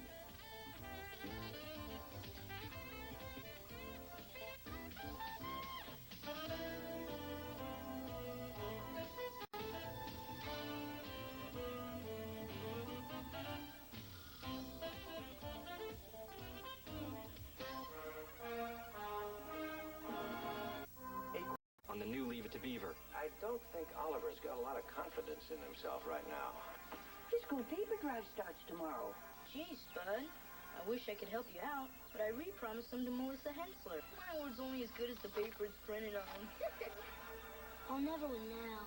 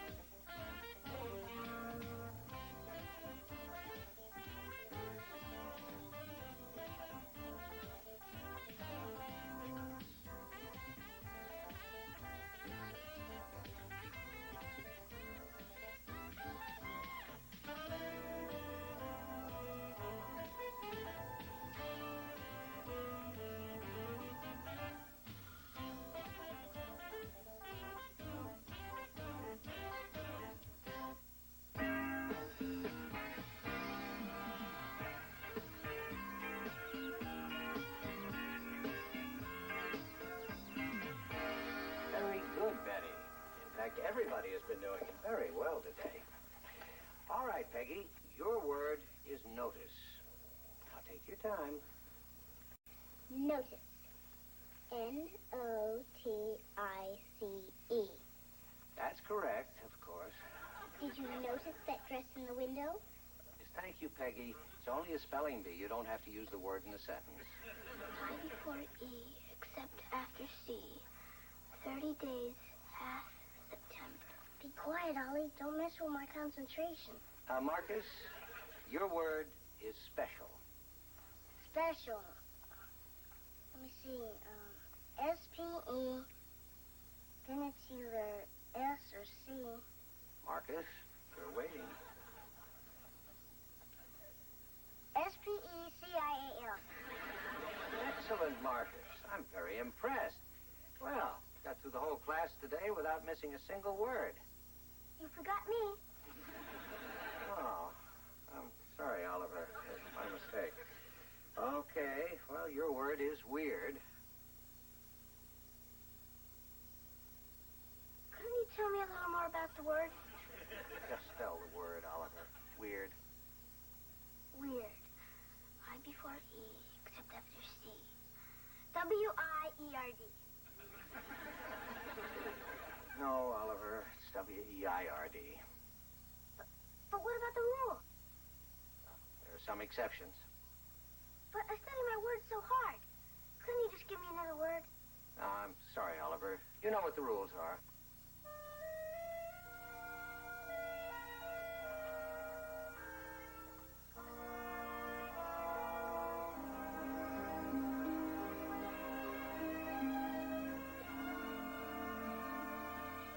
Dad, you don't need to go to parent-teacher night. We can tell you everything you need to know about what we do at school. That's exactly why I need to go. Dad, you're not going to go talk with Miss Canfield, are you? Oh, I thought I'd sneak out to the playground and see if I can still make it to the top of the jungle gym. Oh, honey, of course we're going to talk to your teacher, but you don't have anything to worry about, do you? No, just as long as you don't go snooping around in my desk. Where's Oliver? He's upstairs moping again. No, he's not still upset about falling off the riser during the class picture, is he? Heck, Dad, I don't know. But I'll look after him for you. Thanks. Now you know where to reach us if you have any problems. Kip, I'll be visiting your class. Anything you want me to ask your teacher? Yeah. I would appreciate if you could find out if they're going to be obtuse-angled on tomorrow's quiz. See if I can work that casually into the conversation. I think we ought to go. Yeah. Oh, yeah, we don't want to be late. We'll have to stay after school. Bye, honey. I hope Miss Canfield doesn't mention that I use Melissa Hensler's retainer for my collage. I don't have anything to worry about.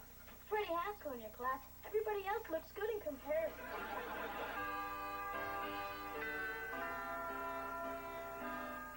Hey, Marcia, how you been?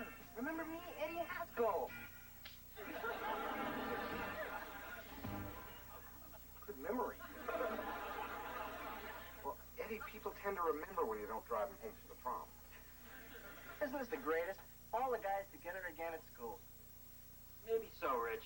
But I still get nervous every time I walk in here. Beaver, you're suffering from what we psychologists call academic shell shock. Hey, is that a real disease? Or is it just something you made up to peddle your book on television? No, this is real. Some guys who've had it tough in school go through life always afraid that someone's going to yell at them. I've been treating Lumpy for it for years. It's funny how things change, isn't it? You know, we were in the same science class for a whole semester, but I never paid attention to you. We even dissected a crayfish together. Yeah, I never really noticed you until you came back from that spring vacation in Fort Lauderdale.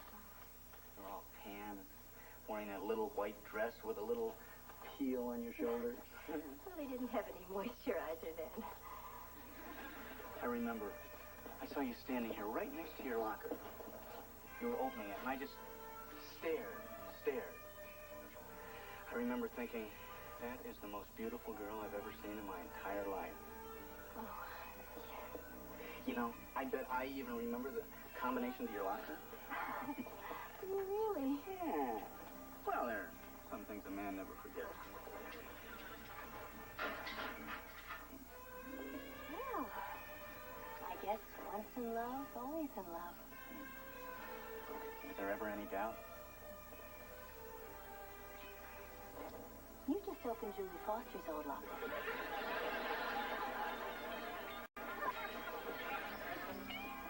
You have been to Florida, haven't you? There's Courtney's self-portrait, Beaver. Isn't it beautiful? Oh, my little girl is so expressive. There's Oliver's.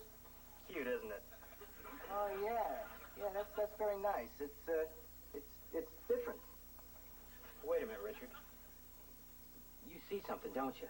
No, there's not much there to see. I mean, very nice. Really. Richard, we've been friends for a long time. And if there's something I should know, you really ought to tell me.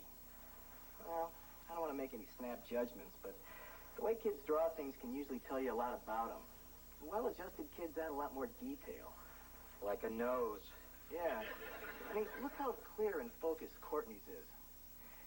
Now, you know, I could be wrong, but Oliver might be having some problems with his self-image, Beaver. Well, of course Oliver has a couple problems. What kid doesn't? Mine? But there's reasons for that. Look, Beaver, Ollie's a great kid, and I don't mean to alarm you, but if you decide there is a problem, let me know. So long, guy. Hello, Richard. Hi. Oh, hello, Mr. Bloomgarden. Theodore, nice to see you again. Have you finished your term paper yet? Well, I've been busy. Since 1958? Are you still conducting the Glee Club? Oh, yes. Except this year we didn't have enough sopranos to do Handel's Messiah, so instead we decided to do A Snoopy Christmas. Oh, well, you know, they're both very inspirational. Interesting picture, isn't it? In all honesty, it's not quite what I'd hoped for. You see, I don't think Oliver's got a lot of confidence in himself right now. Well, anybody can draw a bad picture. Even Picasso had a few clinkers, right? Well, look, quite honestly, I don't see Oliver applying himself lately in the way in which he's capable. I'm concerned that he's going to fall behind the other kids and begin to see himself as a loser. Oh, I sure wouldn't want that to happen. Neither would I. He's such a good boy. So, I think if you'll just give him some small, realistic goals, he'll accomplish them and feel better about himself. Thanks, Mr. Bloomgarden. That's good advice as usual. Good. One other thing. I was just curious. Courtney Rickover is she pretty well adjusted? Yeah.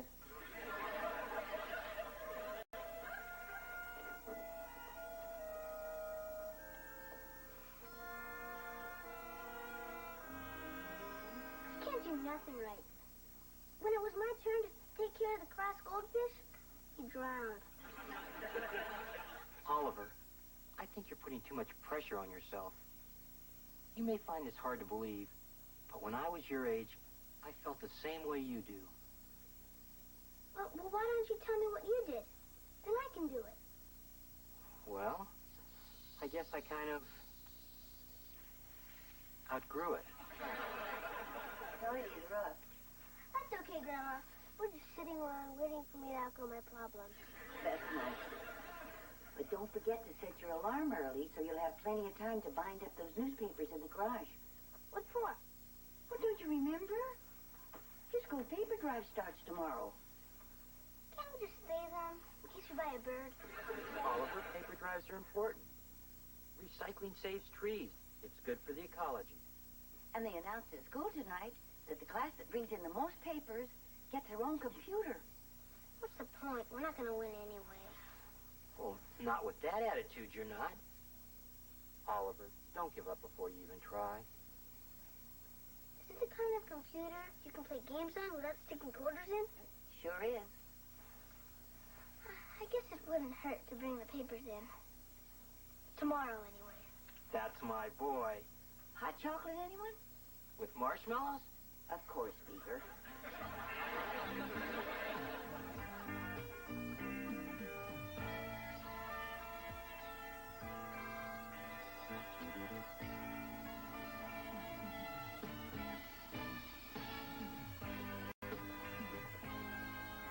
Did you have to go to parent-teacher night?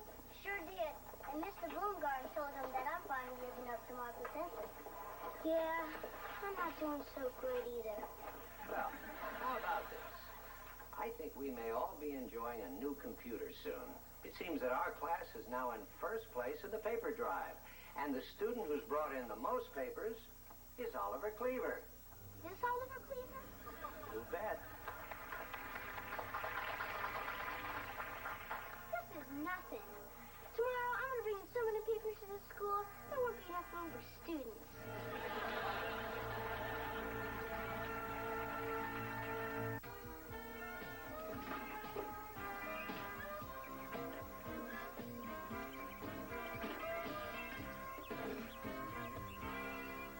Oh, well, thank you very much for the information, Mrs. Phillips. I'm very sorry that Oliver woke you up this morning. You know what? If he comes back for your evening paper, tell him to come home. We miss him. Come in. Oh, I'm sorry. There's somebody at the door. I gotta go now. Oh, hi, Wally. Why don't you climb in for a cup of coffee? Don't try and bribe me. I just want my newspaper. Oh. Help yourself. Beaver, I pay for home delivery to my house, not to yours.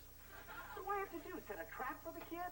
Oh, now calm down, I Wally. can't calm down.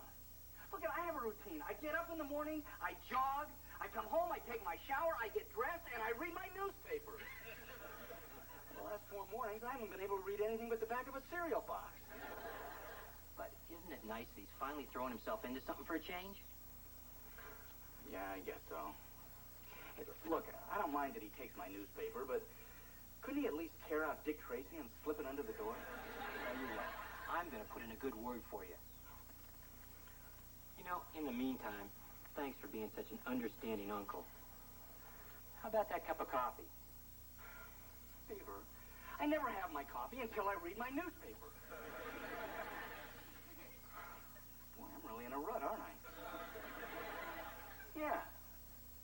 Okay, I will have that cup of coffee. And what the heck? Put some cream in. Coming right up.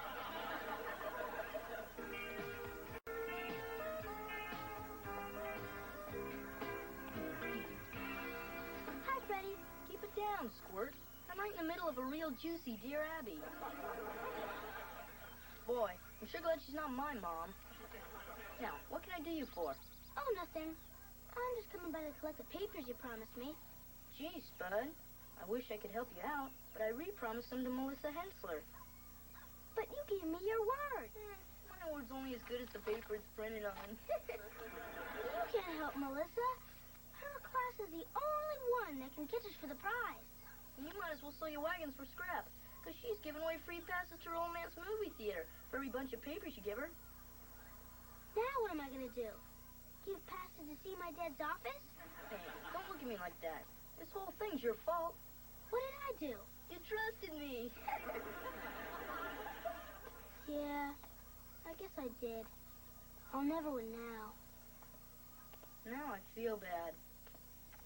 It'll pass. Oliver, you can't quit the paper drive now. Your only hope is winning that computer. Forget it. The only way we're if Melissa transfers into our class. But then that wouldn't be worth it, because we'd all get cooties. That Melissa has no shame. She's standing in front of the school trading movie tickets for kids' newspapers. Ollie, I hope you crunch her. Don't get your hopes up. Oliver's backing out. He's going belly up, just like our class's goldfish. That's true. It's okay, Kelly. I probably wouldn't have won anyway. Ollie, you can't back out. You're a Beaver, not a quitter. You can do it, Ollie. Anybody who can eat a whole lunch in 3 minutes can do anything. So what's it gonna be, Ollie?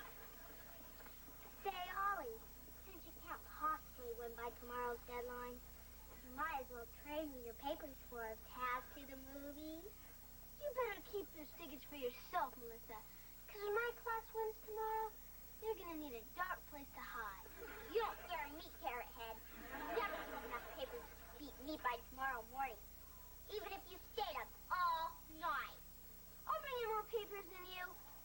Even if I have to stay up 2 nights.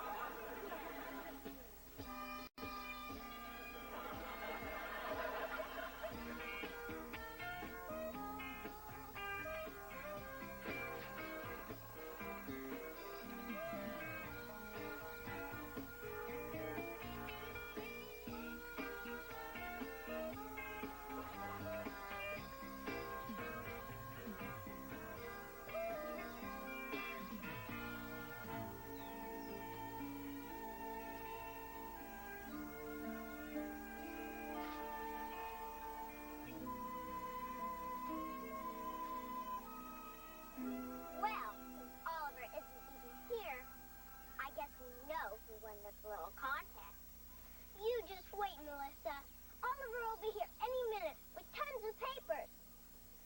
Oh, right. And there's a tooth fairy and a man in the moon. And a reading tonight to my baby brother.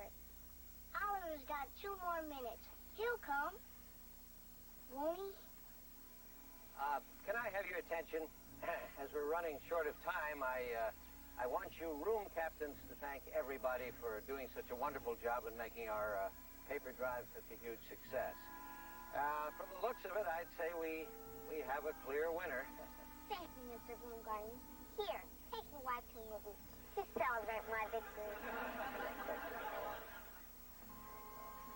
But it's not 8 o'clock yet, and Oliver's coming with more papers. Kip, Oliver did a fine job, but every contest has to have a deadline, and I'm afraid we only have a minute left. But you can do a lot in a minute. My mother can make a whole bowl of rice in that time. You should be happy, Kelly. I wouldn't be popular for our class. I wouldn't care if you won our class a trip to the state capitol. Because you cheated. You Cleavers are all bad losers. Oh, yeah? There are no losers in our family.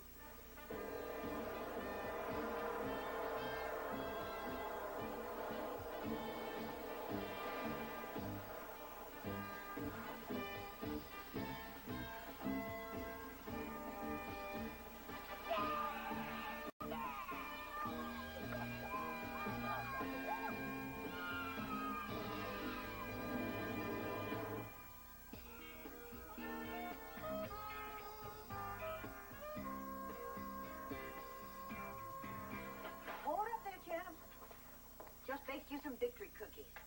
No time, Grandma. I gotta get back out there and collect some more papers. But the paper drive's over. I know. But I'm gonna get a head start for next year so no one will catch me. Especially that loser, Melissa. Oliver, you know there are other challenges in life besides the paper drive. Like what? Well, like school, sports, scouting. Yeah, but there's none that I'm gonna be as good at. But if you put even half the effort that you put toward that paper drive into anything else, I know you'd do very well. You really think so? Well, you never know unless you try. Grandma, those cookies sure smell good. Well, that's what I just said. You'll never know unless you try.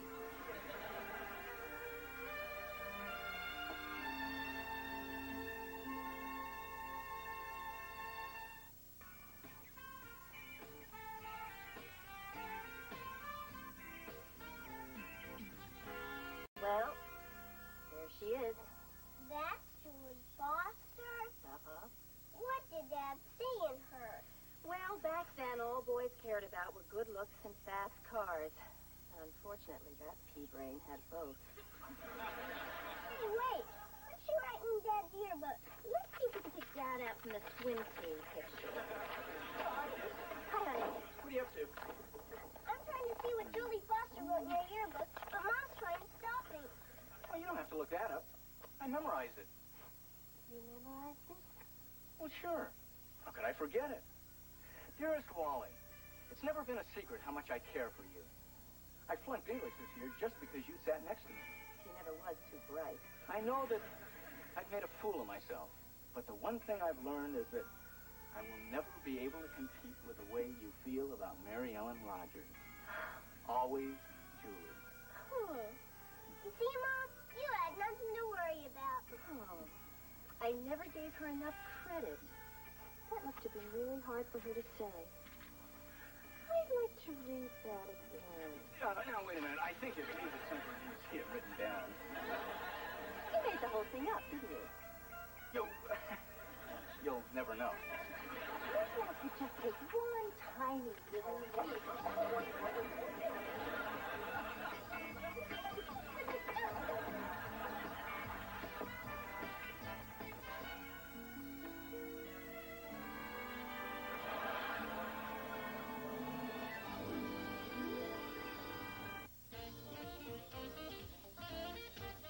Into orbit around a deadly space probe, the Alphans must save their moon and Earth from ancient foes on the fabulous Space 1999. Saturday afternoon at 4:30 here on YTV.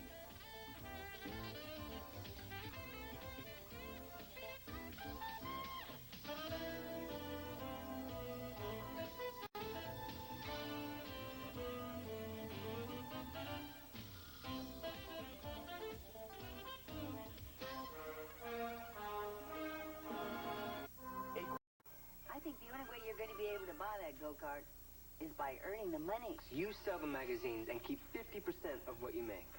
50%? Wow, that's almost half. You got a deal.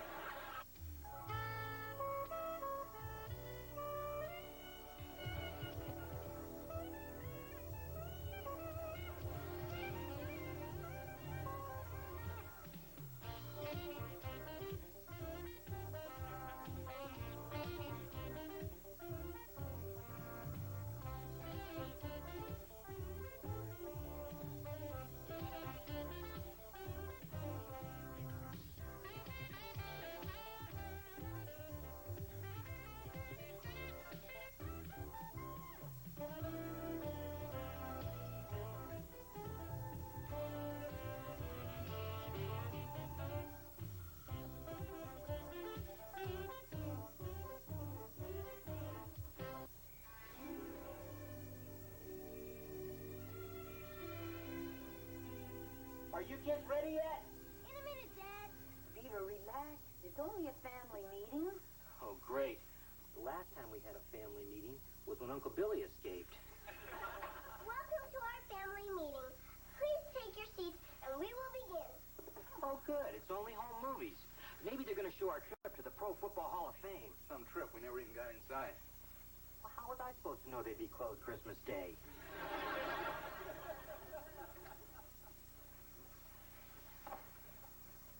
Thank you for coming. We called you together because Kelly, Oliver, and I would like permission to make a purchase. Oliver, light. We know we've asked for a lot of things in the past, but we've never wanted anything more than we want this.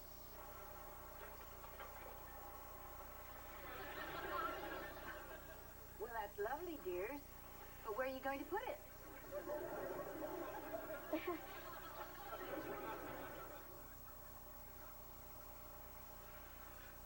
Oh, boy. Tell you what, you can have Mount Rushmore. You're looking at a classic 1978 Rapid Racer. 3.5 horsepower, steel tubular frame, and it gets 100 miles to the gallon, and even more downhill. Dylan's brothers only selling it because they wouldn't let him keep it at the monastery. Now hold it. In the first place, where would you ride a thing like that? McGregor's vacant lot. And we promise to push you all the way there. But you can get hurt driving around in a go-kart. Safety. An important factor. Exhibit A. Very impressive. Yeah, in fact, so is your whole presentation. I'd hate to run up against you guys in court. Thank you. So what do you say? Huh? Huh? Huh? Look, you obviously put a lot of time and effort into this. Now, I don't know about Wally and Mary Ellen, but I don't think you boys are old enough to own your own go-kart. Kelly, I'm going to have to go along with your Uncle Beaver on this. Dad!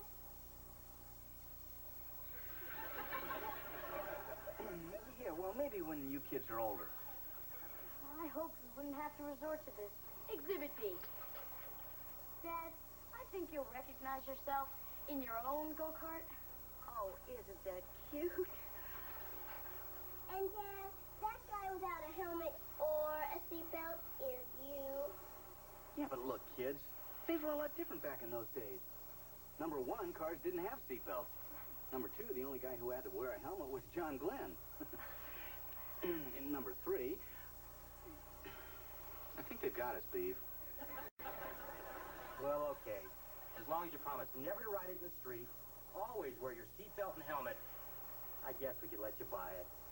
Great! Now that that's settled, just loan us the money and we'll go out and buy it. Loan? Exactly what kind of loan are you talking about?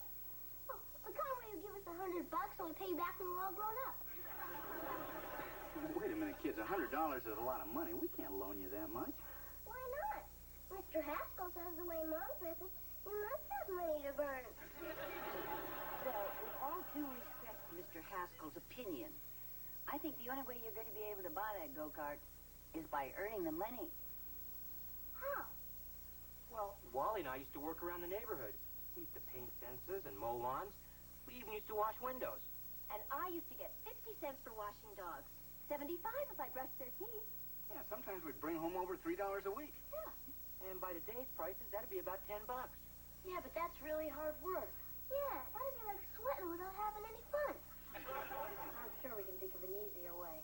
Yeah, we've got brains we haven't even used yet. All right, but just remember, kids, there's no free lunch. Brains. Now we gotta start paying for our own food.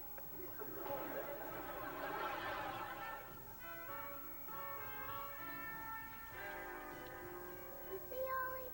It was right. You can't collect on unemployment unless you used to have a job. Well, how was I supposed to know setting the table wouldn't count?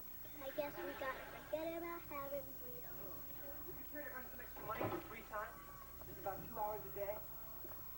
You, Matt, would you like to double your income in your free time? Going once, going twice. You blew it.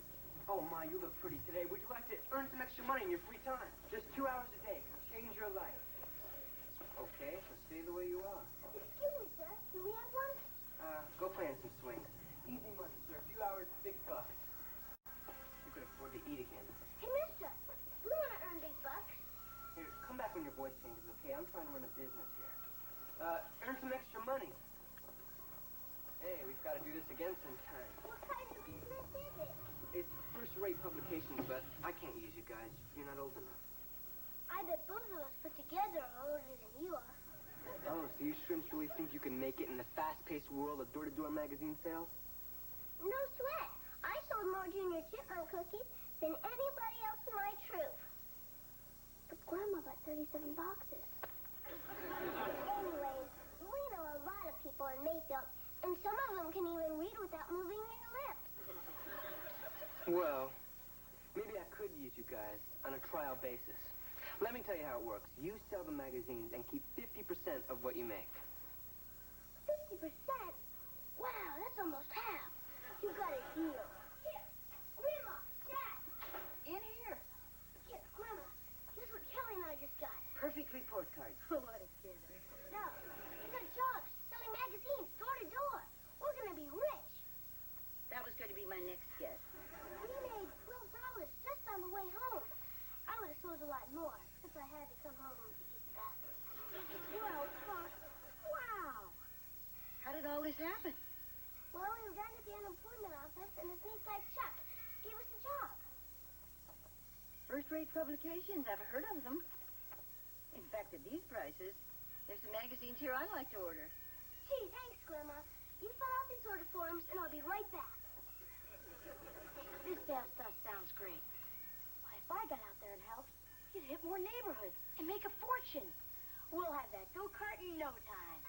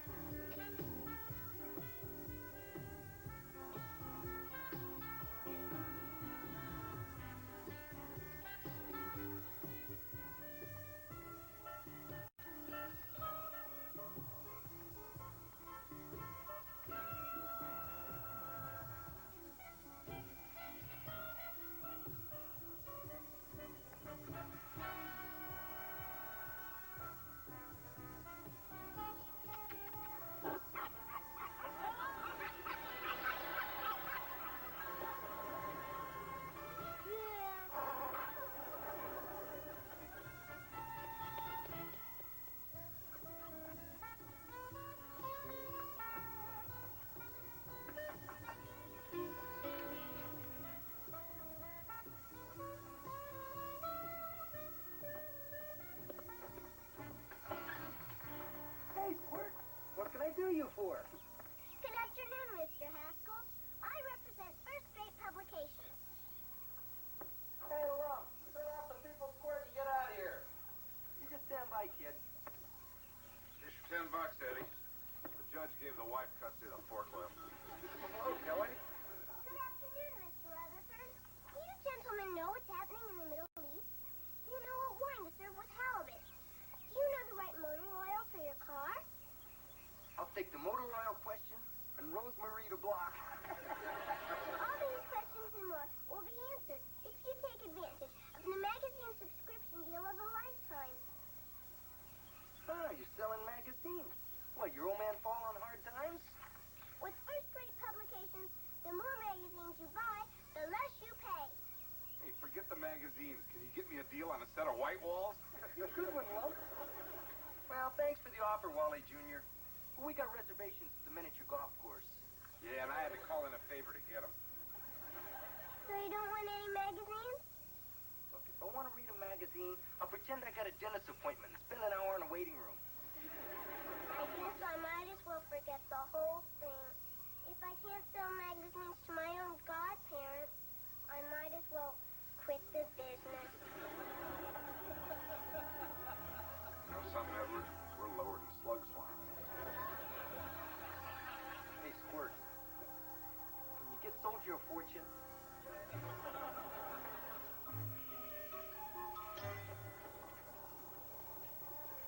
Man, would you be interested in earning extra money? Very few, easy work. There's Chuck. That's Chuck? Yeah. So? Holly, the guy's office is a hallway. Doesn't that seem a little strange to you? Hey, our office is a treehouse. We made over $200.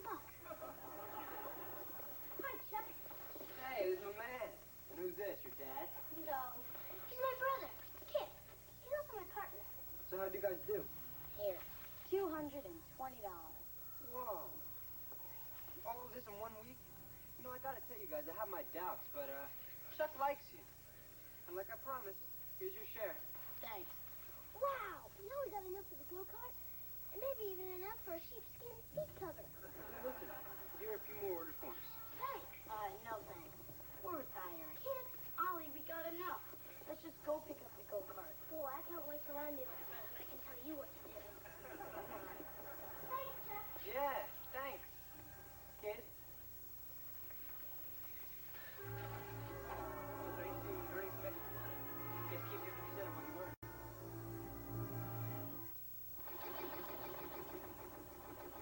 Still smoking, huh? Not as much as yesterday. Can't really tell just driving her around the driveway. Why don't you take her out on the street and open her up? That won't be necessary, Oliver. In the last 2 months, you guys have been opening her up plenty. That's why she's still smoking. I can't figure out what could be wrong with her. You know, it was fine when I drove it yesterday. The kids were at school and I had a little extra time. Come on, B, you'll always be a kid. Did it smoke when you drove it, Dad? Yeah, well, that was different. I was doing a safety check. JJ, let's go. Hey, Lump. Hey, hi, Wally. Hi, Theodore. Where's JJ? Well, she got tired of waiting for you, so she took go back home. My daughter using public transportation? Her mother will never forgive me. I better go intercept her at the bus stop. Oh, yeah. Where are all those magazines I ordered? It's been 2 months. I could have been earning interest on that money. You haven't got him yet? We're taking that right away, sir. If it'll make you feel any better, Lump, we haven't gotten ours either. Oh, you know how slow the post office is. Kip just got the ant farm he ordered in the 3rd grade. Little varmints didn't stand a chance. I just hope this isn't a ripoff. Take it easy, Lump. We won't let our kids get involved in something crooked. I called the Better Business Bureau, and there were no complaints. Your name did come up, though. Party hard. Come on, everybody. Lunch is ready. Coming, Mom. Mrs. Dobson hasn't gotten her magazine either. Yeah, Mr. Angle, too. You better go tell Kip. I have a feeling we're in more trouble than Freddie Haskell when he blew his dad's coin collection on video games.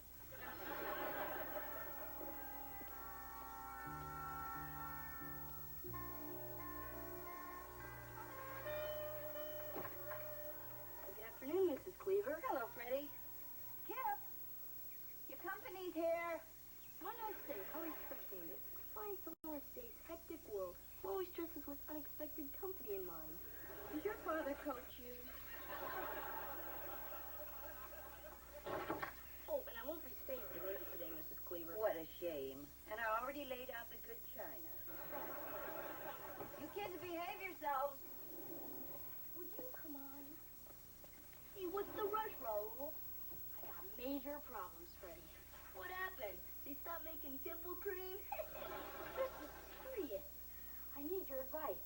Why have I been blessed? Because I've never seen anybody get out of more trouble than you. That magazine guy ripped us off. We got 30 customers and nobody's gotten a single magazine. What would you do? I just go back to the guy and demand my money back. People do it to my old man all the time. I went back. Nobody's seen him. But I heard the cops are on his trail. Then somebody will find him sooner or later. That's it? That's the best you can do. I'm gonna have to tell my dad what happened. Are you crazy? He'll make you sell your go-kart. And then no one will want to hang around with you. There's no way we're selling that go-kart. We didn't do anything wrong. Look, the way I figure it, this is your only shot. People throw out their old magazines all the time. Doctor's offices, barber shops. All you've got to do is put them in your customers' mailboxes. It's a perfect stall till they nab the creep. So what if they notice the wrong date? Grown-ups don't read magazines. They just put them on their coffee table to show how smart they are. That's something, Freddie. When you're not so busy being a creep, you really come through for a guy. Hey, mind if I stay for lunch? Come on.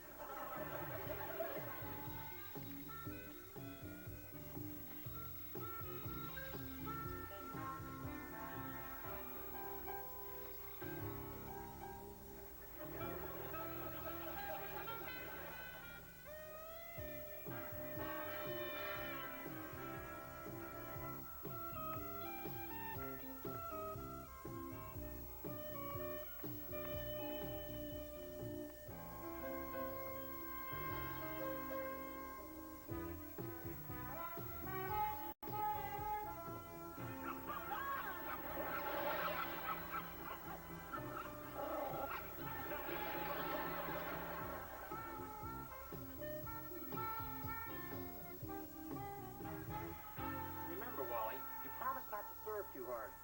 No problem. Or hit to my backhand. I'll try. And don't rush the net. Hey, look, I tell you what, why don't you just stay home and I'll hit against the backboard. Hi, guys. Well, Cleaver, the magazines your kids sold me finally arrived. See, I told you they would. Yeah, but you didn't tell me the crossword puzzle would already be filled in. Mailmen, they have no respect for person's privacy. Oh, is this the mailman's fault? My cooking magazine is dated October 1967. Look at this. Eisenhower's recipe for meatloaf. Forget the meatloaf.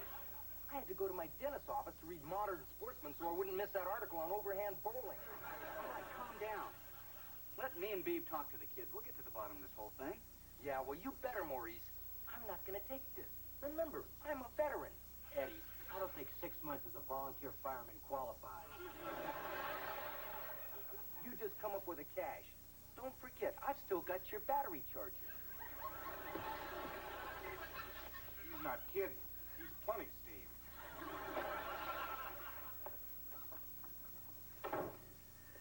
Well, Beaver, it looks like it's our turn to call a family meeting. Let me get this straight. This guy, Chuck, worked out of a hallway at the unemployment office. Well, gee, Dad, it was a real important-looking hallway, though.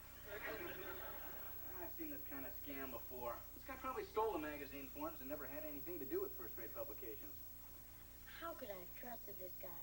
I've read enough Hardy Boys books to know when somebody's knotting me up and up. It's okay, kids. Those Kellys are my fault, too. We were all a little too trusting. You kids were doing such a great job. We didn't see any reason to interfere. Boy, I hope they catch that Chuck and stick him in a dark cell and don't give him any magazines to read.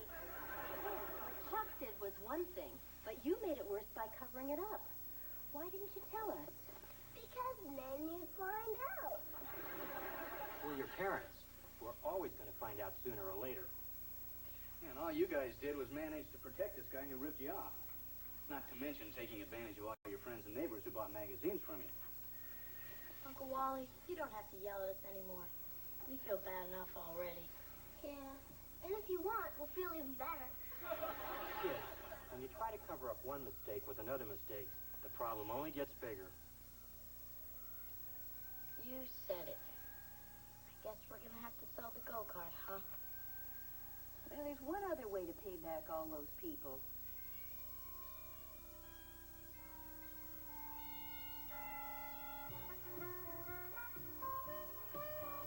You know, this hard work isn't so bad after all. Yeah, we worked up a whole $13 this week. If you don't include that window we broke. This may sound crazy. I think maybe we should listen to our parents more often. Yeah, let's not tell them, or it'll go to their heads. And then they'd be impossible to live with.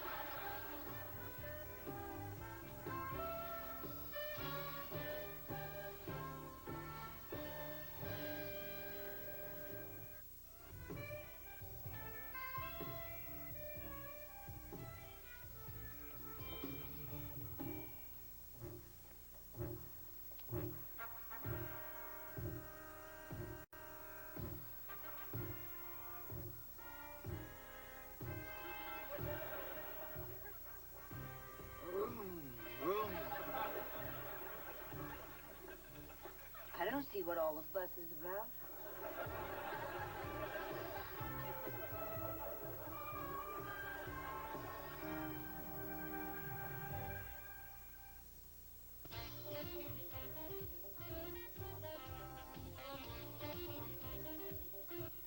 He sings, writes, dances, and engineers his own records. He does it all. Meet dance music master Stevie B on the video show that takes you to where it's happening.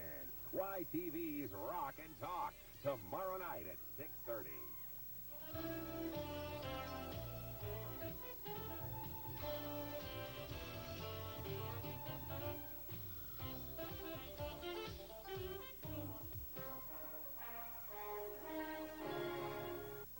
Leave it to Beaver. Quick, get up. Wait till you hear this. I got the best news in the world.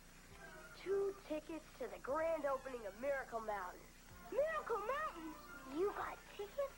Oh, you were going to surprise me. Yeah. You're so sweet.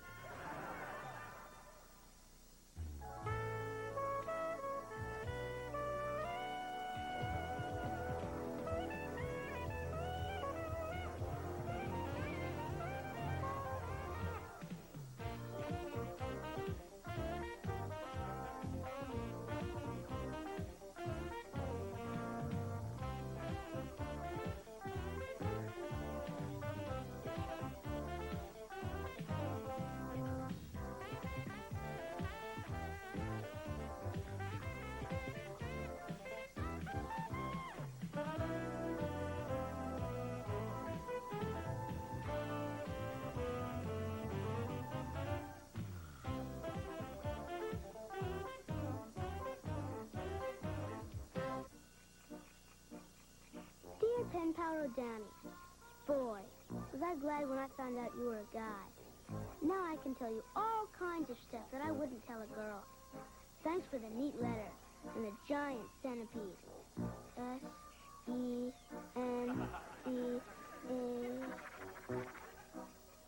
Bug with a lot of legs. It croaked by the time it got here, but my grandma screamed anyways.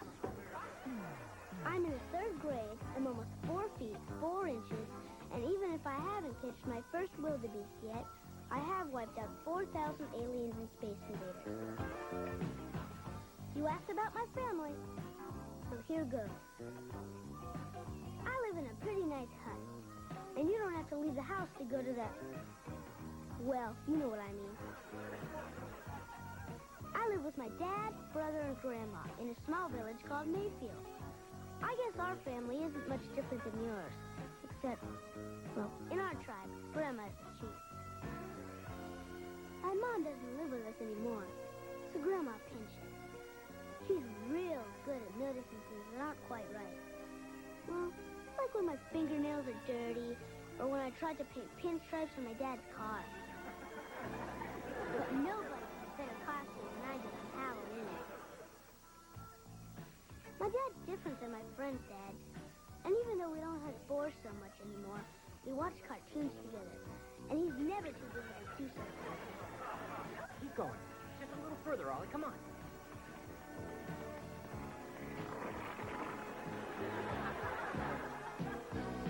We almost have as much fun as when you and your dad tie those vines to your feet and dive off that tower. The rest of the family lives in the next house. First there's my Uncle Wally. He's my dad's big brother. I'm stronger than he is. Dad and Uncle Wally are just like Batman and Robin.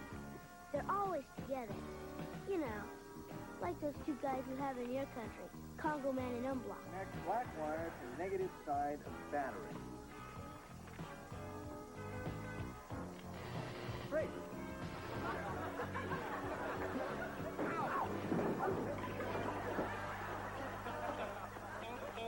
My cousin Kelly is my friend, even though she's a girl.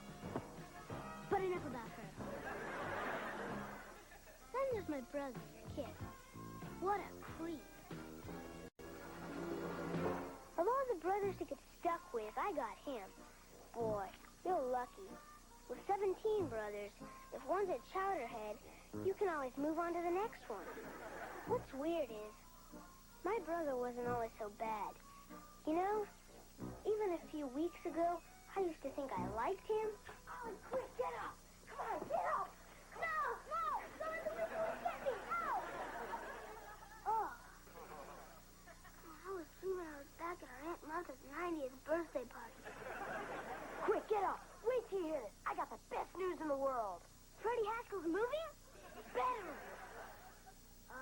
They lowered the driving age to 9. Come on, get up! I can't. I'm not wearing any bottoms. It's okay. We're brothers. Oh. Hey, what's that behind your ears? Probably just dirt. No. 2 tickets to the grand opening of Miracle Mountain. Miracle Mountain? You mean that place with the parachute drops and the runaway bobsled? Wow.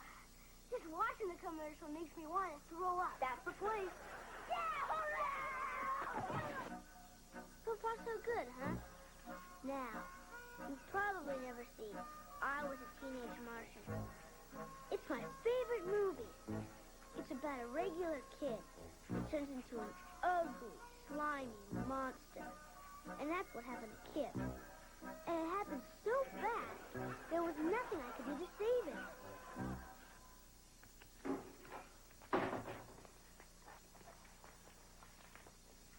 What are you doing? Putting gel in my hair. How come? Sort of look good.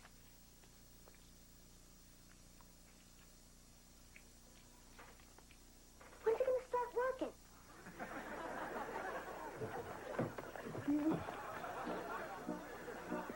I thought it was bad.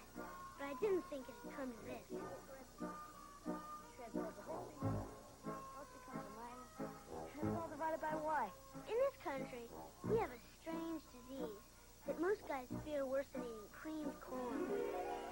It's called girls.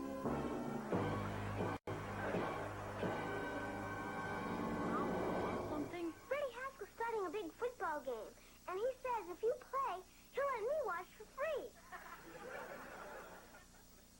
Can't. We're doing homework. On a Friday? But you told me no one does homework on a Friday. If you want to play football, Kip, I'll understand. We have the rest of our lives to study together. No, this is more important. It's like you said. If I don't get good grades, I won't get into college. And if I don't get into college, I probably won't be able to be a doctor.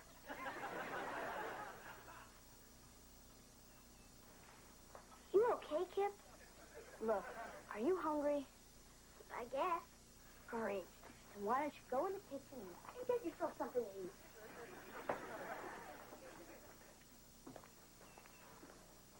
Good timing, Oliver.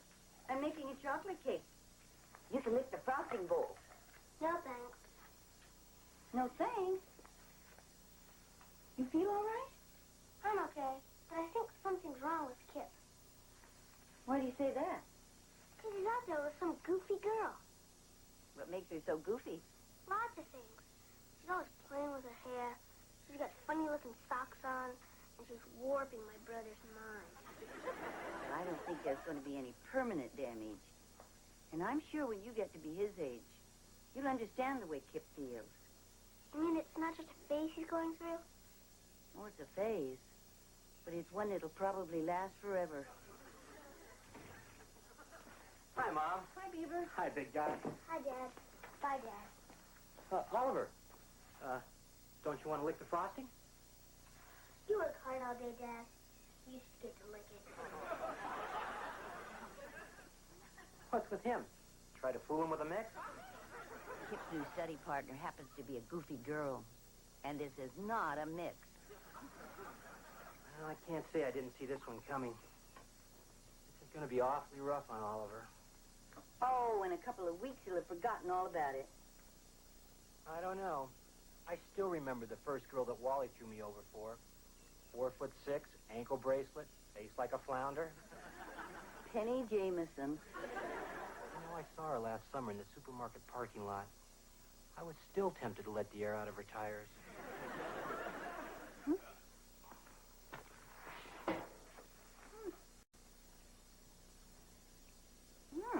I don't know what they're missing.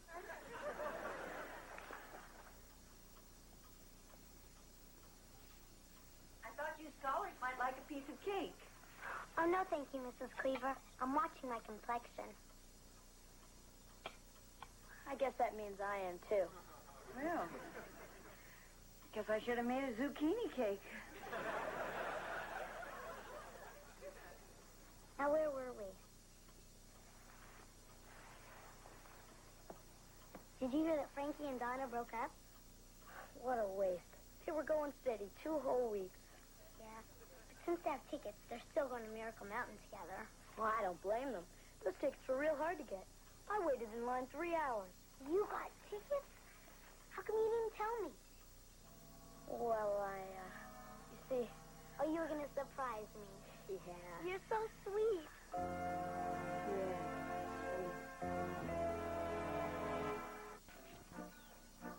Well, pen pal, see what I mean? The enemy has taken control of my brother's mind. What little there was of it. Hi, Uncle Wally. You busy?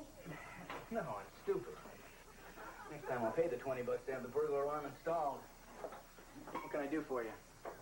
Well, I kind of got a problem. And I need some advice. Sure this isn't something you should talk over with your father? Well, he's good at most stuff, but from what I've read in your high school yearbook, well, I thought you'd be better help when it came to girls. You may have a point there. Well, I kind of made a mistake. I promised to take 2 people to the same place. 2 dates for the same night. The classic adolescent dilemma. Hey. I wonder what this was.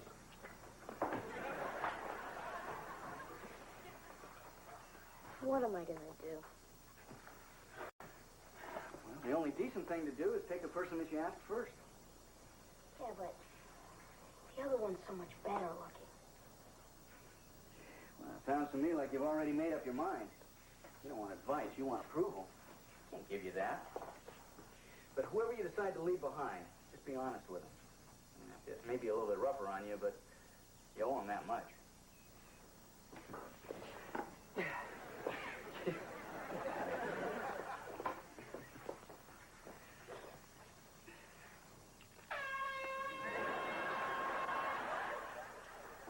Hey, Ollie. Buddy. Pal. Friend. I got a favor to ask.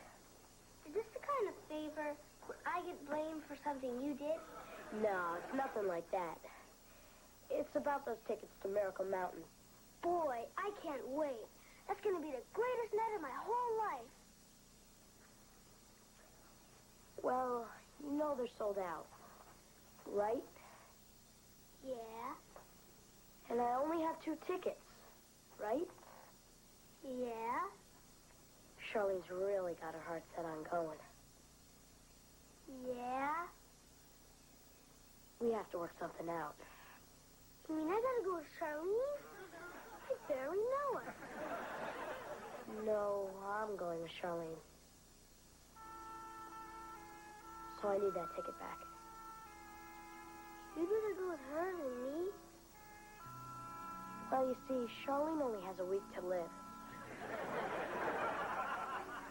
Actually, to be honest, I would rather go with her than you. So I need that ticket back.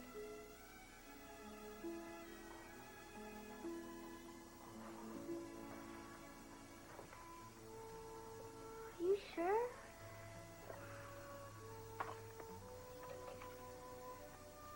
Thanks, Ollie. I'll remember this.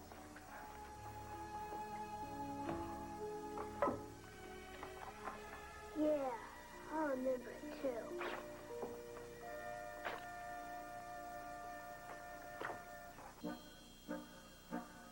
Boy, Donnie, can you imagine a brother playing a dirty trick like that on you? I was really ticked off. I never wanted to see Kip again. My cousin Kelly did everything humanly possible to try and cheer me up.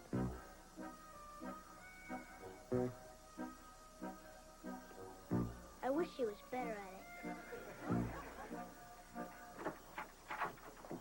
Hey, Ollie. What you doing? Seeing how much string is inside this softball? What good's that gonna do? It's Kit's softball. Finally, the big night arrived. She might have had her claws sunk in. But I wasn't about to give up without a fight. Hi, Charlene. Oh, how sweet, Kip. You didn't have to spend money buying me flowers. Don't worry, he didn't. My grandma picked him out of the garden this afternoon. Oh, it doesn't matter. It's the thought that counts. I've been so excited about this, I can hardly believe we're going. Me too. We're gonna have to wait a few minutes. My dad lost his car keys. The last time we lost them, we almost missed Kip's ballet recital. Will you get lost? Oh, your little brother. They're so cute at this age. You must not have one. This is going to be such a great night. I never let this out of my sight. Yeah, I've been carrying mine around inside my shoe. That way I not only know where it is all the time, but I can feel it. Even though it smells kind of weird. Are you sure you know where your ticket is? Sure, I'm sure. Dad thought he knew where his keys were, too. Ollie, you did something with my ticket. I'll tell Dad who took a bath with his stopwatch. It's right here. You didn't touch it. I never said I did. You leave us alone now. It's my house, too. Oliver, your history. Dad! Hey, leave your brother alone. I'm finished getting dressed. Did you find your car keys? I sure did. They were in the freezer. How they got there, I'll never know. I wonder. Anyway, let's shove off.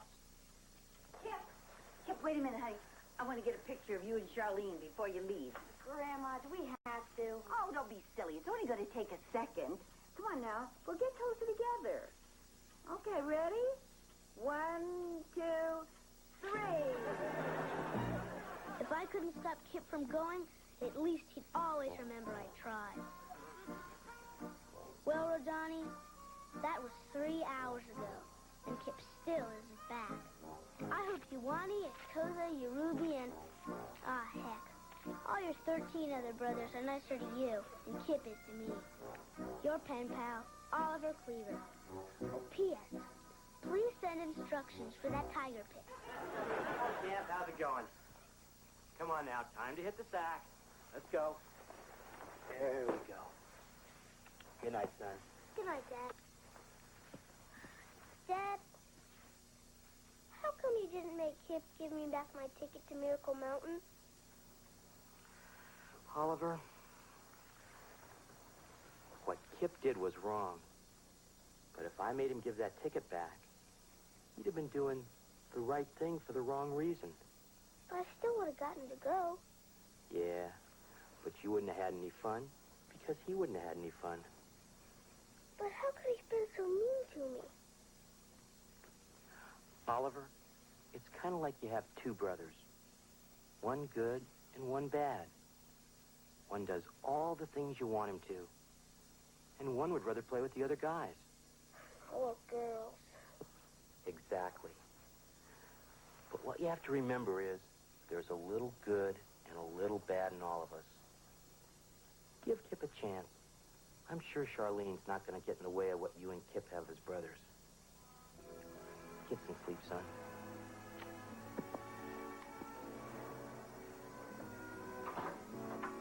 How can I sleep if I gotta share my room with a girl like her?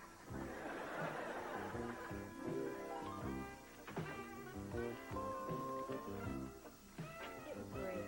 Good night, Dad. Good night, Grandma.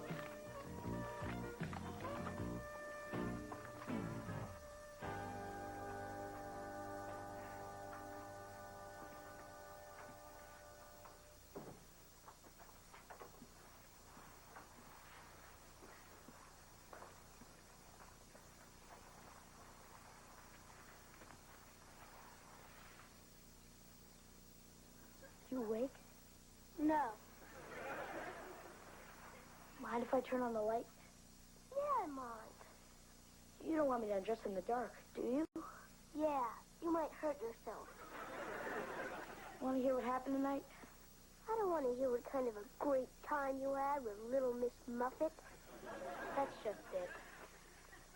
I didn't have such a great time. Yeah? We get there, see? There's all kinds of awesome stuff going on. First thing she does is go to the bathroom and comb her hair for 10 minutes. Why would someone comb their hair and go on rides that would just get it messed up again? She didn't want to go on any rides that mess up her hair. What? She wouldn't go on the ones that don't mess up your hair because she's afraid they make her throw up. That's what they're supposed to do. She wouldn't go on the bumper cars, afraid she'd break a nail. She wouldn't get near the shooting gallery. Afraid it hurt her ears? Can you believe it? Oh, man, what a dud. But we did go in the tunnel of love. She kissed me. I'm sorry. You know something, Ollie? I blew it. I should have taken you. You can go to the neatest place in the world, but if you don't take the right person with you, you might as well not go. I was the right person, huh, Kip? You sure were. But I was thinking of you, though. Wow, a dinosaur! You bought this for me? No, I won it for you at the Knock Down the Bottles booth. 3 tosses for 25 cents. This only cost you 25 cents? Well, actually, after $7 worth of trying, the guy felt sorry and gave it to me. Kip, you're the bestest brother ever. You're not a bad little brother yourself. I'm gonna get ready for bed. Oh, Kip, what's up with us? What was that?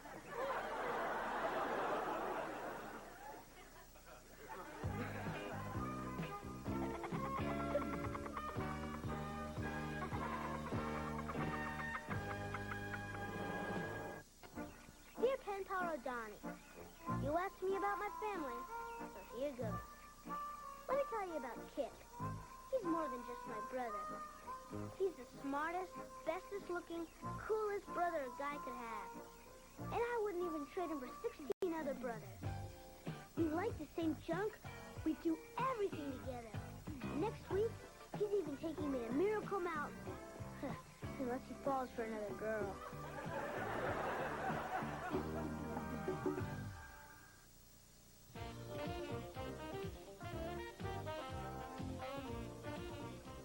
Tune in for the musical wizardry of Quincy Jones and listen up. He's got something extraordinary to say about his world.